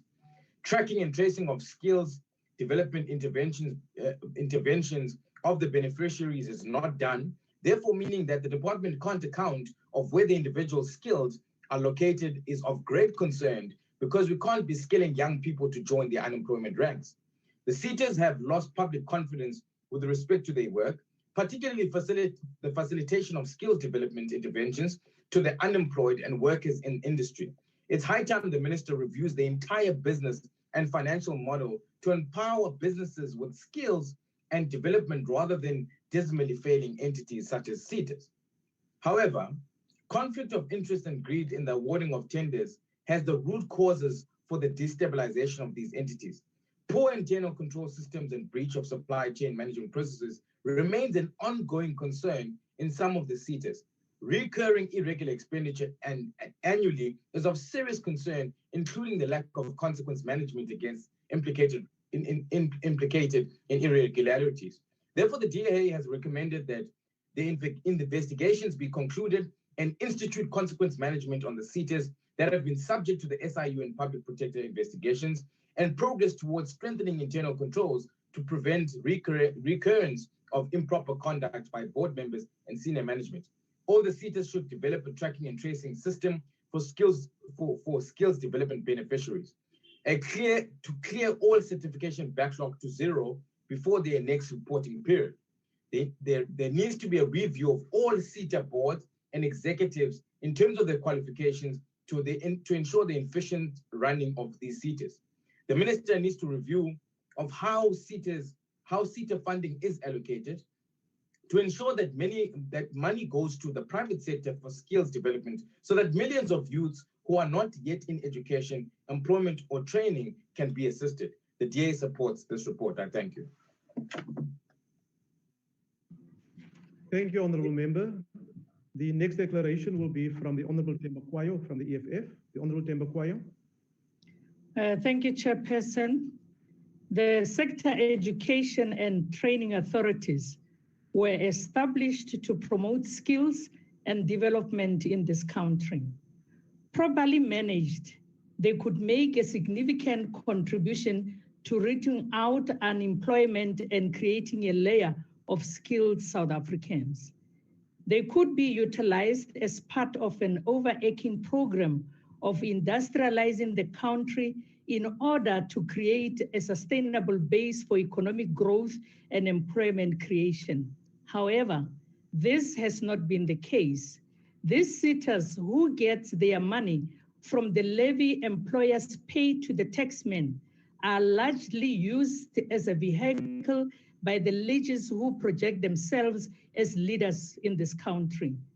The many cases of corruption in MESETA, at SABC, the allegations of corruption and awarding of tenders by the former CEO of MICT SETA to family members and delays in implementing consequence management against his improper conduct are all symptoms of a system that has been hijacked by political elite to fit their insatiable desire to loot. At the center of all these corrupt activities, of all this management and deliberate running down of these SETAs, at the center of the strategic dumping down of the role of these sectors, there's one political leader, a former communist who has now found appreciation for the finer things corruption can buy. We must ask ourselves what the role has Mr. Blade Nzimande played in the systematic looting of these training authorities and why he has not been brought to book yet. If there is any seriousness about fighting corruption in the public service, then Mr. Blade Nzimande must account for his role in the corruption that has been taking place in all these SETAs under his political control. We therefore reject this report. Thank you. The next speaker is the Honourable Ngobo from the IFP. The Honourable Ngobo. Honourable Chairperson, sorry, he's having network problems, so it's the Chief Whip of the IFP. May I proceed? Thank you very much, Chairperson. Chairperson, honourable members, can a country hope for a bright future if the next generation is not given the opportunities and skills needed to face the fourth industrial revolution? I'm quite certain that you will stand in agreement with me when I unequivocally state that answer as no. I'm also quite certain that you will agree with me about the very high, particular and important responsibility of the Department of Higher Education, Science and Technology in equipping our young people for the future. Unfortunately, this essential sector could not evade the devastating effects of the COVID-19 pandemic. In addition to the lives lost among our educators and students, the economic impact will serve to devastate the lives of thousands more.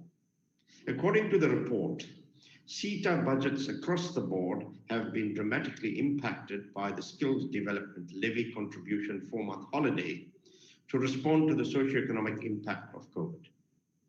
Tragically, a measure adopted with the best intentions has birthed unintended consequences. For example, the Media, Information and Communication Technology SETA, the MICT SETA, now projects, and I quote, reduced targets of beneficiaries from 11,845 to 6,196 learners, close quote, for skills development initiatives.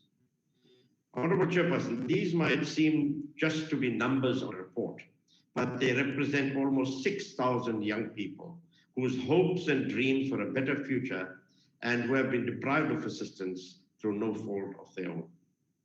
The report also lists various incidences of corruption, which my other colleagues have referred to, and mismanagement of funds. This is totally unacceptable. Our young people cannot be forced to pay for, quote, the sins of the father, as it were. The report also makes mention of the fact that the committee could not meet with the Office of the Auditor General and that lockdown prevented the auditing teams being withdrawn from audits. This needs to be rectified now that level 2 restrictions are in place. Finally, Honorable Chairperson and members, the dramatic impact of the loss of income from levies has had on the budget of the SETAs should allow us to think out of the box and look for alternative sources of funding for this very noble training. Thank you very much. The IFP accepts the report. Thank you, Honorable Singh. The next speaker is the Honorable Boshoff. Honorable House Chair, the direct skills levy on the National Employment Account would have yielded more than 19 billion rand this year. Maar as gevolg van die COVID-19 ekonomiese ramp, gaan dit waarskynlik tot omtrent 11 miljard rand daal. En omdat dit aan die salarisrekening gekoppel is, styg, stagneer of daal dit saam met die ekonomie. Elke kind wat gebore word, verhoog die ekonomiese potensiaal van Suid-Afrika. As daardie kind die regte kennis, vaardighede en werksetiek aankweek, word die potensiaal werklikheid. Indien die persoon lewenslank van die een maatskaplike toelaag na die ander beweeg, gebeur dit nie. Die werklikheid is dat byna helfte van die land se bevolking van werkende ouderdom nie werk nie. Maar ondersoeke na ekonomiese groei stel 'n tekort aan vaardighede sentraal in die gebrek aan die ekonomiese groei. Die land se plan vir die aankweek van vaardighede werk dus doodgewoon nie. Ten minste gedeeltelik moet dit aan die revolusionêre aard van die SETA-bedeling toegeskryf word. Plakspan om die opleidingsbedeling wat reeds bestaan het te versterk, het die regering in 1998 'n nuwe wet ingestel wat uit die staanspoor getransformeerd moes wees.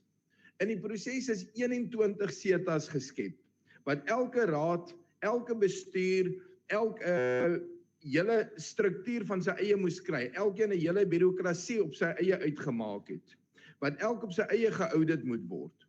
'n Reuse bureaukrasie is geskep waarvoor ironies genoeg die vaardighede nie bestaan het nie. 'n Strategiese plan vir 2020-2024 behoort vir 'n meer vaartbeleide vaardigheidsbedeling te beplan. Een wat meer geld aan vaardighede bestee en minder aan bureaukrasie. Die VF+ kan dus ongelukkig hierdie verslag nie ondersteun nie. Baie dankie. Dankie, achtbare lid. The next speaker will be the Honorable Sheikh Imam. Thank you, Honorable House Chair. The National Freedom Party notes and accepts the report tabled here by the Portfolio Committee on Higher Education, Science and Technology. Honorable House Chair, we are satisfied that the committee has deliberated on this matter and reported on its findings and its recommendation. I think what is very disturbing is the state of particularly of the SETAs. Now, Honorable House Chair, having perused through this report, we note that SETAs are basking corruption, poor governance issues, a repetitive lack of consequence management. And the question that we need to is how effective is National Schools Authority in collaborating with the Public Protector's Office and the SIU upon conclusions of investigation to ensure that cases are taken forward.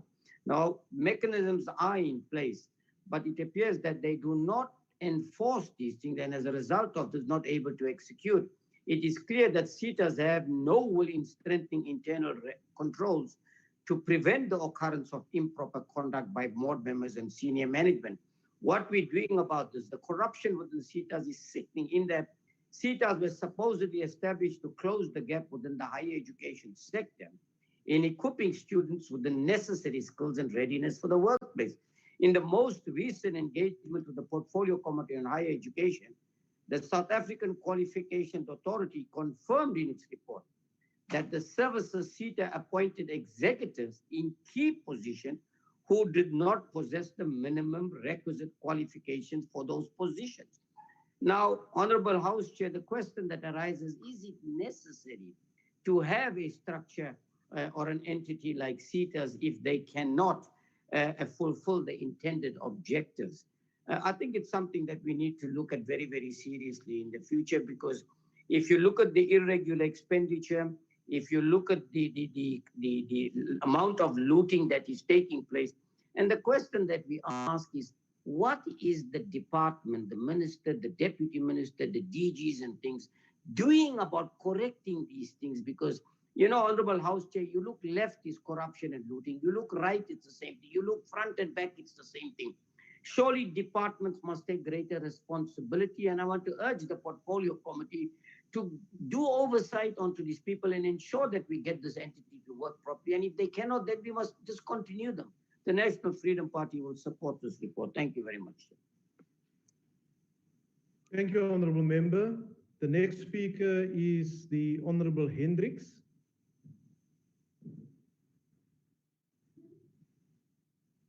The Honorable Hendricks, are you there? Yes, thank you, Honorable Chair. Honorable Chair, it is very important for the SETA to reach out to young learners, especially now that we've had the pandemic and their education has been disrupted. I'm aware of the Apply Now campaign of the SETAs, where they encourage learners to enroll at TVET colleges. The SETA is one of the institutions that can raise funds from the private sector, in that they charge a skills levy. And I really think that they should be creative, as because of the devastating effects of the pandemic, and also consider providing learners with devices for the fourth industrial revolution and for online learning, and if necessary, negotiate in NETLAC to increase the skills development levies, so that this very important need is satisfied in our schools. Homeschooling, virtual schooling is with us for the next year or two, and we hope that that request will receive some attention. Al-Jamaa supports the report. Thank you very much, Honorable Chair. Thank you, Honorable Member. The next declaration will come from the African National Congress, the Honorable Letsi.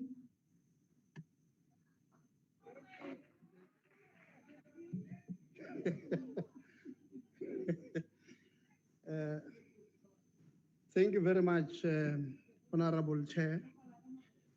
It's important to clarify that we're dealing with a different report, not that one of SABC seat. I think it's the following report. I heard the opposition, as confused as they are, they made mention of that report, so I thought maybe I must clarify. The PSET sector is an important sector in the advancement of the skills revolution to realize socio-economic transformation. South Africa has a high number of people without post-schooling, and development requires skilling and reskilling of workers and those intending to work. The SETAs provide skills development for various industries, and this contributes to the competitiveness of industries in our economy. SETAs and the National Skills Fund play a critical role in the development of skills for many students in South Africa. They create an opportunity for the youth and older citizens to develop skills that can enable them to find employment. The ANC believes that only as skilled people can make a significant contribution to the growth of the economy that tackles the triple challenges of unemployment, inequality, and poverty. These institutions contribute to the objectives of the Freedom Charter in opening the doors of learning and culture for all. The learning exposure the SETAs offer these students and workers, or they offer these students and offers an opportunity to change their lives and to even feed their families. And this is a reality that some will not tell you. That's why we're disgusted, amongst other things, by the non-payment of stipends by SAWIC, the South African Women in Construction, to learners who are in their projects in Orange Farm for the month of July. With the high rate of unemployment in South Africa, the SETAs become a hope for many young people in enabling them to acquire the qualifications with the completion of training, giving them a better opportunity to find employment and to also create employment as they acquire skills trade. The SETAs support the poor in the main, and that is why they should never fail. Plans by the entities are critical in ensuring the objectives of the white paper on the PSET sector, in contributing to the objectives of the NDR or NDP of producing 20,000 artisans per year by 2030. The National Skills Fund is a contractual commitment amounting to 1.5 billion for TVET college infrastructure development. The coronavirus pandemic has shown us the importance of efficient implementation of infrastructure projects as this contributes directly to the learning conditions of our students.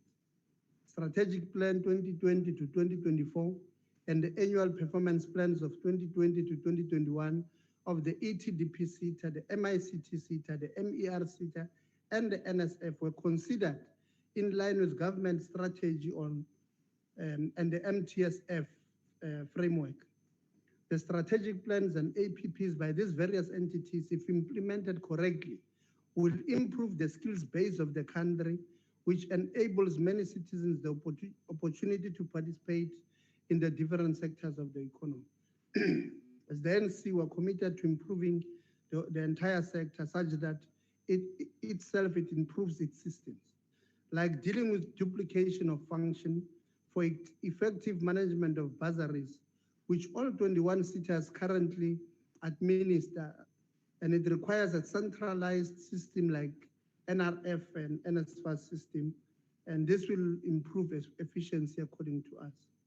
As the portfolio committee was seized with the responsibility to ensure the SETAs turn around, to ensure that they play their developmental role through creating opportunities for all persons requiring skills.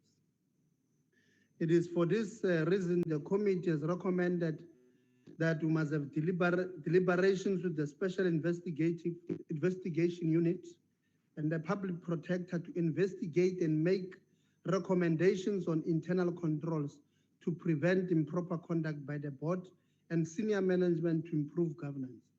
This should represent a turning point for SETAs. They have gained a bad reputation due to mismanagement and corruption. This should be done with the intention of recovering monies lost in financial irregularities in some of these SETAs. The strategic plan should reposition SETAs as institutions of choice for skills development. Despite weaknesses in some of these SETAs, other SETAs are functioning effectively, demonstrating their capabilities to deliver their mandate. Recurring infrastructure, irregular expenditure, poor control system, and breach of supply chain management processes should be effectively mitigated to ensure our promise to skill the people of South Africa. We actually want to mention the MICT because it was mentioned, I think, twice now, that their new CEO at least is doing a very good job there. Mr. Zako is doing extremely well. I think whilst it might be fashionable to mention those who are not doing well, maybe let's also encourage others by mentioning those who are doing well. The commitment of the ANC to deal decisively with corrupt officials and private sector enterprises will lead to SETAs making the impact envisaged by the PSET sector. Expanded access to skills development will contribute to creating a skills base to ensure the transformation of South African society. As the ANC, as we support this report, I think it's also important to note that, okay, for the first time today, Mr. Boshoff decided not to support. I did not hear, hence I had to ask him. But there's one specific political party that never attends a portfolio committee. They wear very dirty red overalls. They don't attend committees. They don't support. They never support anything. It's so ugly. Trampoline stood. The reasons for not supporting, as you can hear, they don't have reasons. It's just to political grassland. The NC support. Your time is now expired. Thank you very much. You're boring, Chief, for your age. Expired, yes. Yes. The debt is Honorable members, order. Honorable members, the motion is that the report be. Honorable members, be adopted. Are there any objections? Yes, Chair, can you note the objection of the EFF? Progressively EFF objection is noted. Are there any further Chairperson. objections? House Chairperson, please note the objection of the FF Plus. It's noted. Are there any further objections? If there are no further objections, the report is agreed to. I will now move to the third order of the day, and I will invite my colleague, the Honorable Ntombela, to continue presiding over this session of the National Assembly. The Secretary will read the third order. Consideration of report of Portfolio Committee on Higher Education, Science and Technology on 2018-19 annual reports of National Skills Fund and Sector Education and Training Authorities.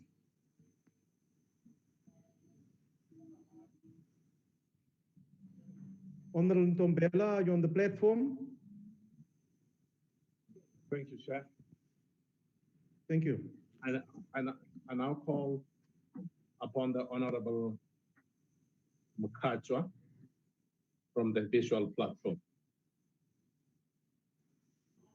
Honorable Mukachwa.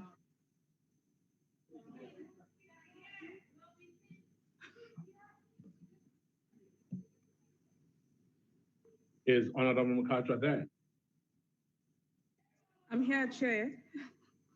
Okay, you are at you can go ahead. Thank you. Thank you, Honorable Chairperson of the House, honorable members, young people of South Africa, good afternoon.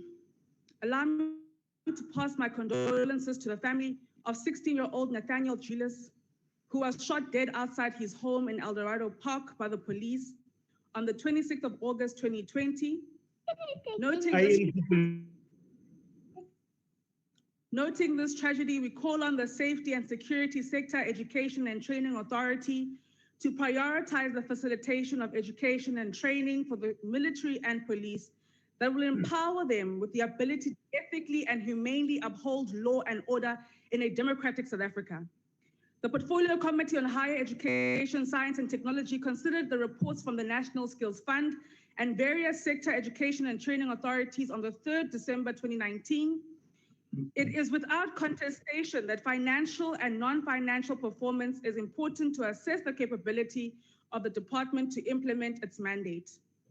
The committee considered the 2018-19 annual reports of the National Skills Fund, the Wholesale and Retail SETA, the Agri-SETA, the Mining Qualifications Authority, the Transport Education and Training Authority, the Construction SETA, and the Services SETA.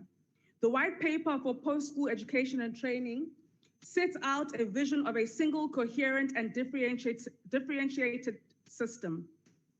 To achieve such a system, we require redress in the SETAs and the National Skills Fund in relation to the management of its business administration. For an example, to ensure that the work of the Auditor General is not impeded by not availing required complete reports for it to fulfill its mandate. A capable developmental state will not be possible with institutions that have inadequate internal controls relating to project monitoring and reporting. The committee resolved on the fact that in instances of inconsistency and non-compliance, there must be consequence management in order to protect the gains of our democracy. This is important to steer all SETAs to a path of effective public institutions that empower our society through skills development. The state of our SETAs and the National Skills Fund regarding their ability to implement their plans and achieve their targets is of great concern to the Portfolio Committee. However, it is only fair that we equally commend the SETAs with senior management teams that are implementing forensic report recommendations. Honorable members, the people of South Africa need access to skills and knowledge in order to ensure their active participation in the economy.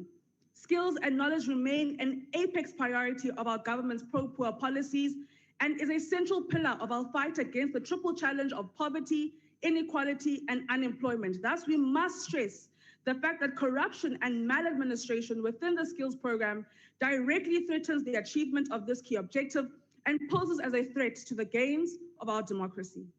The Portfolio Committee has recommended that the National Skills Fund and other SETAs develop an action plan to respond to all irregularities in the entities and to expedite the finalization of disciplinary cases against employees implicated in forensic investigation reports. And in tracking progress in this regard, entities are expected to report to the Portfolio Committee on the implementation of recommendations made by the Portfolio Committee. With that being said, we are concerned by the regression of the National Skills Fund, which obtained a qualified audit from an unqualified audit the previous financial year, demonstrating deterioration within an entity which plays such a pivotal role in the education and training sector. Honorable members, it is pivotal to track and trace the progress of beneficiaries of the skills program to ensure that they have access to exit opportunities. This can be achieved through a clear, integrated approach within the public sector and a social compact with private sector in terms of matching beneficiaries with opportunities. Honorable members and citizens of South Africa, zizochika izinto. Njengoba ashilo umhlonishwa uLutsiye, asisafuna ukuthi Chief Whip mase sihambe emphakathini thiwa uhlala kuyephi committee eParliament uthi ngihlala ku committee ye Higher Education, Science and Technology. Abantu bathi hawu leya ye corruption. Oh leya ma stipend. Sifuna ukuthi abantu mabasibona singamalunga weParliament ahlala ku Portfolio Committee ye Higher Education, Science and Technology babe ne hope, babe nethemba ukuthi they will have the required skills and knowledge in order to create a prosperous future for themselves. We want the young and the old to be skilled. We want the people of South Africa to receive locally relevant and world competitive training that will empower them to generate livelihoods across our communities from Thoyandou through Engcobo to Langa. We thus place this report before the House for consideration and adoption. I thank you. Thank you very much, Honorable Member. I now recognize the Honorable Chief Whip of the Majority Party from the Chamber.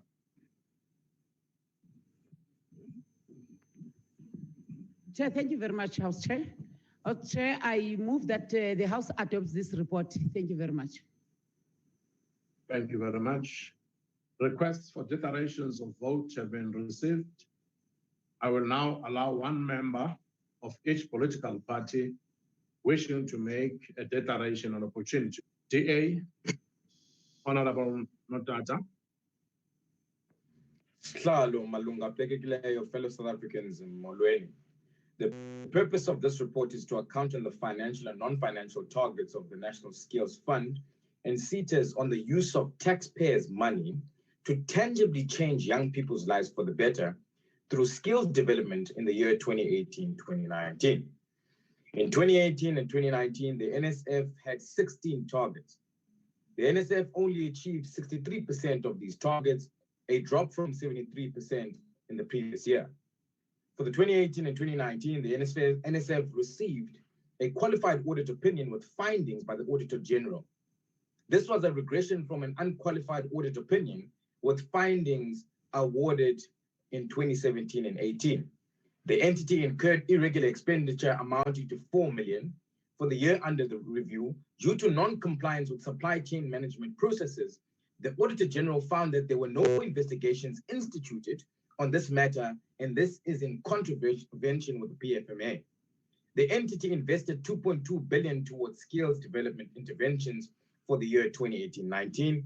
However, it does not have a monitoring system to track the absorption of the beneficiaries into the labor market. The related skills development expenses had not been properly accounted for, as evidence that the services had been received could not be provided. The Auditor General was unable to obtain sufficient appropriate audit evidence that disciplinary steps were taken against officials who had incurred irregular expenditure. This was because proper and complete records were not maintained as evidence to support the investigations into irregular expenditure. For the year under review stood at 62%, and this was not satisfactory given the amount of resources and the mandate of the entity to close the skills gap. The we've mentioned in the previous statement, they are failing entities in developing skills needed despite billions of funds pumped into them, which they don't fail to squander, however fail to produce the relevant skills. There is a big question regarding the real value for money versus the skills developed that needs to be reviewed. As an example, the performance of the W&R CETA for the 2018 and 19 financial year stood at 31%, only achieving 25 of 81 targets, while it spent 867 million, which is 76% of its budget. The entity regressed from an unqualified audit opinion to a qualified audit opinion with findings. Moreover, the irregular expenditure amounting to 6.5 million was incurred during the year under review, mainly due to weaknesses of supply management processes. Amongst failures is the inability to address the scarce skills or occupational qualifications that need to be submitted to the QCTO, the registration of 5,500 employed and 800 unemployed learners on skills programs, the registration of 3,000 new beneficiaries in TVET colleges, which should be completing learnerships, apprenticeships that are addressing the backlogs in artisans that we need in this country.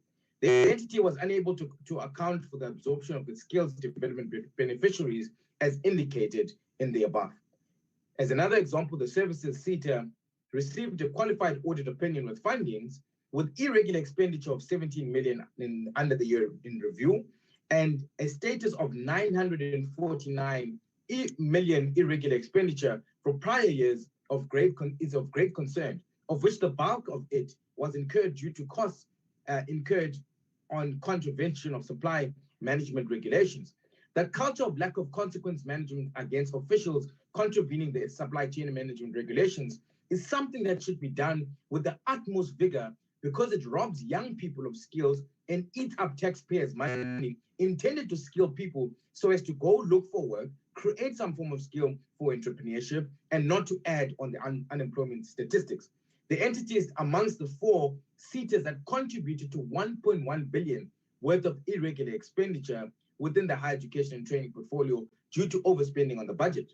Compounding the situation was that the presentation by the CEO of the entity painted a picture of an organization that is well managed, yet it's in dismal form. Therefore, the DA has put forward recommendations to properly use taxpayers' money, hold those who steal from young people accountable, and to focus on the work of developing the scarce skills to place the youth in employment. 1, the NSF must improve the project monitoring and evaluation systems to account on the performance of funded skills intervention programs. Number 2, the Director General must ensure that action is taken to investigate irregular expenditure and those responsible to be held accountable. Number 3, steps must be taken to ensure that an action plan is developed to implement and address the findings by the AG. And lastly, the Minister should review the entire business model of CETAs and consider more funding to the business entities. The DA notes this report. Thank you, Honorable Member. From the EFF, Honorable Tambegwayo. Thank you, Chairperson. From the visual platform. Thank you. When the National Skills Fund came to present at the committee last year, most of the members of the committee were not pleased with the performance of the fund and the fact that it had failed about a third of its targets for the 2018-2019 financial year. For the 2018-2019 financial year, the National Skills Fund had a total revenue amounting to 4 billion, and they only spent 2.5 billion of that amount. There was a significant decline in the expenditure on skills development grant because they argued of fee-free higher education. Chairperson, Where is fee-free higher education in the country? Thousands of students are still excluded from universities because they cannot afford to pay the monies required. NSFAS just recently indicated that they were going to defund over 5,000 students. The National Skills Fund is not moved by all this. Rather, just like SETAs, they have been turned into a looting machine by the ANC and their main representative in the Department of Higher Education. The reality of the matter is that the National Skills Fund is terribly managed.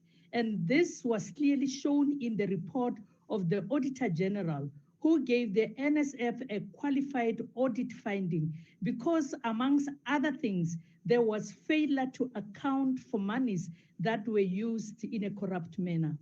There was also failure to provide evidence of disciplinary action against officials implicated in the wrongdoing. This is the kind of institution Minister Blade Nzimande presides over, and there is no reason not to believe that the mismanagement of the NSF and at the SETAs is a carefully designed strategy to loot the state to fund the political aspirations of the leader of the Communist Party. We therefore reject this report. Thank you, Chairperson. Thank you, Honorable Tembewaya. Honorable Ngobo from the Visual Platform, IFP. Honorable Chairperson, Honorable Ngobo is having some network problems, so I will take his place. You're welcome, Chief.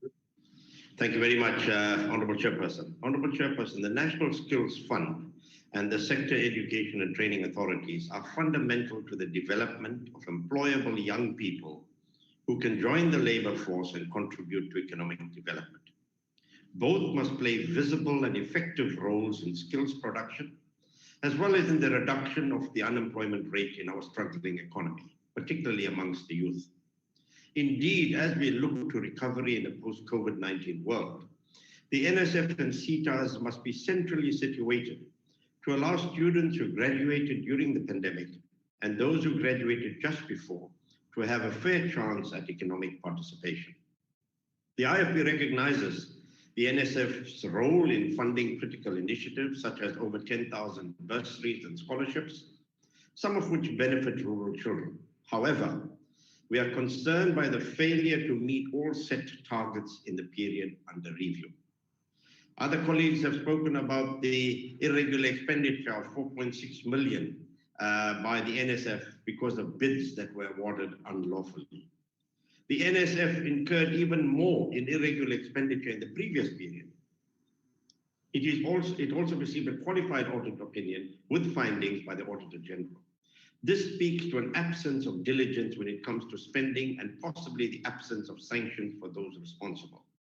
Hopefully, Honorable Chairperson and members, the amendments to the Public Audit Act, which have been passed by Parliament, which deals with consequence management and which deals with the Auditor General having the power to work with other law enforcement authorities, will make these transgressors not put their hands in the cookie jar.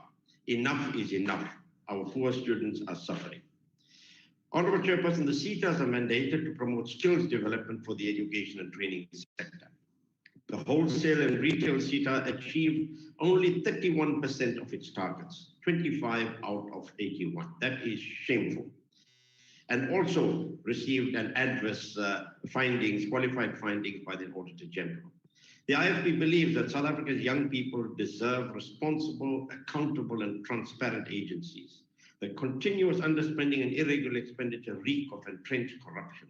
And this, in turn, deprives our young graduates of the opportunity to break the cycle of poverty and inequality in a way that affirms their dignity.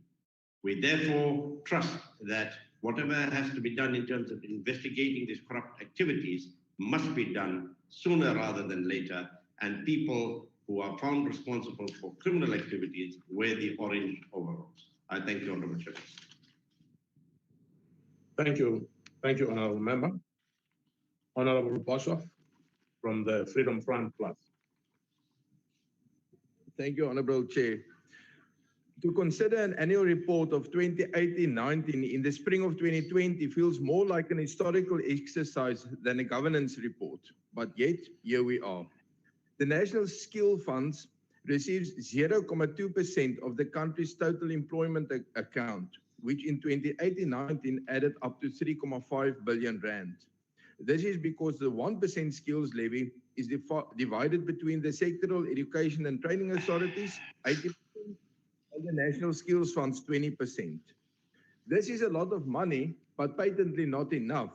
Fortunately, the NSF also earns interest on everything it can't spend. In the year under review, 3.4 billion rand had been invested in this way, earning around 445 billion rand in interest.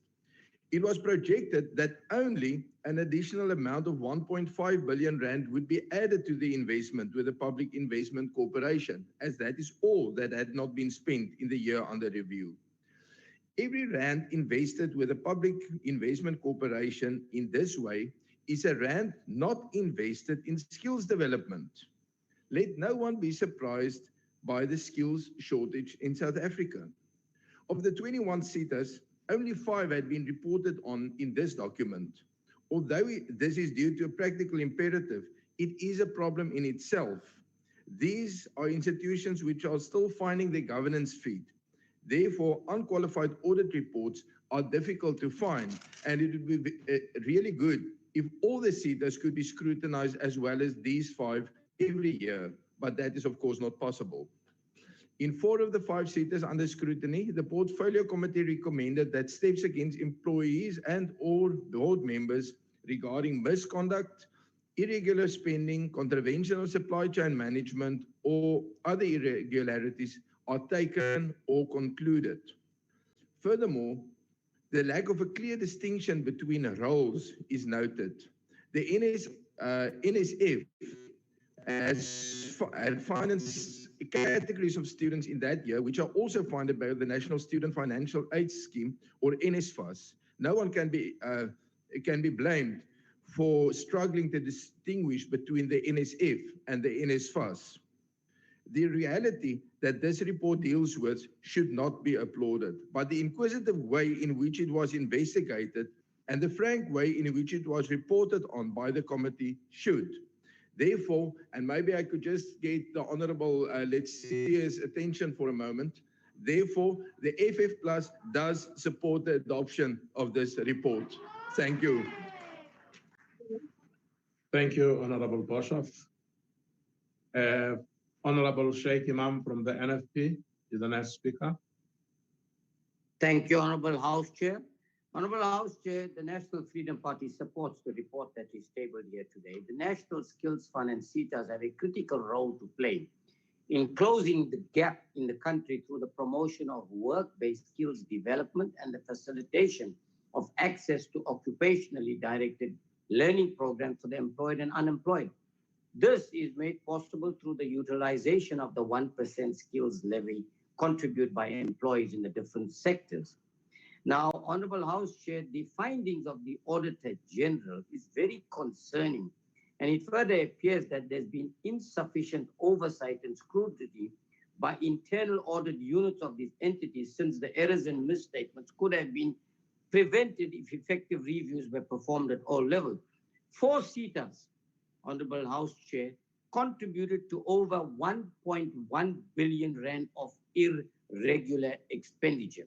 The lack of consequence management against the officials responsible for contributing the supply chain management regulation and the slow pace in the finalization of misconduct hearings must be addressed.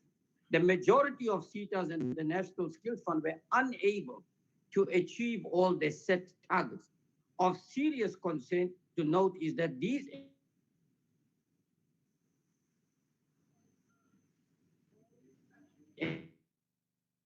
entities do not even have the funding that is allocated to these projects and its utilization. As a result, some of the skills development providers take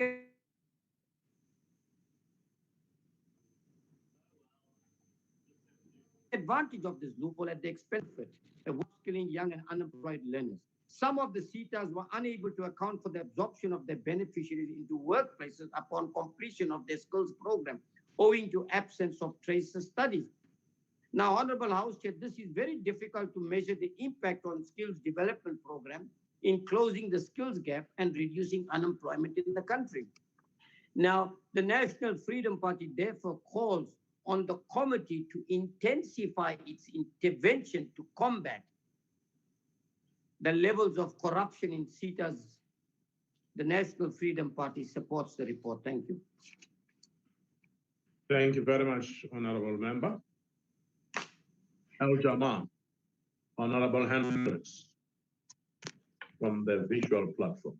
Thank you very much, Honorable Chair. Honorable Chair, we are covered. Al-Jamaa supports the report. Progressive. Thank you very much, Honorable Hendricks.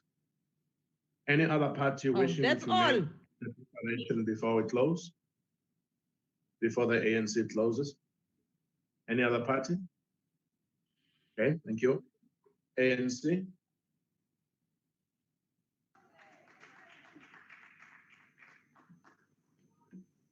Honorable member from the ANC. Okay, thank you, House Chairperson. Let me firstly thank all the members of the Portfolio Committee, in particular those who are from the governing party. We are being taught that we must not hide the truth from the masses, and it's exactly what you did today. The post-school education training is one of the key skills development drivers in the country. The creation of an employable society requires closing the skills gap between the poor and the privileged. Living in the changing world, we will require effective and responsive institutions of skills development. The success of the SETAs will lead to many South Africans having equal opportunities to participate in the economy. The investment on skills through skills levy is consistent with ensuring that employers and institutions in the country contribute to the skilling of the people. The scale of the impact of SETAs is significant, as it targeted 140,000 work-based learning opportunities for 2019. This will make a significant impact in the lives of many young people who are yearning for a better future and a better life. This is a commitment that the ANC has realized in the struggle to overcome unemployment, poverty, and inequality in South Africa. Honorable Chairperson, the management of finances in the National Skills Fund and SETA has regressed indeed. As many have said from opposition, indeed we do agree and we do reaffirm the fact that everything has been regressed in this particular SETAs. However, one would want to say that corporate governance in some SETAs required a rapid turnaround, as the current failures of SETAs are overshadowing the important mandate that SETAs need to achieve. Procurement processes should always be done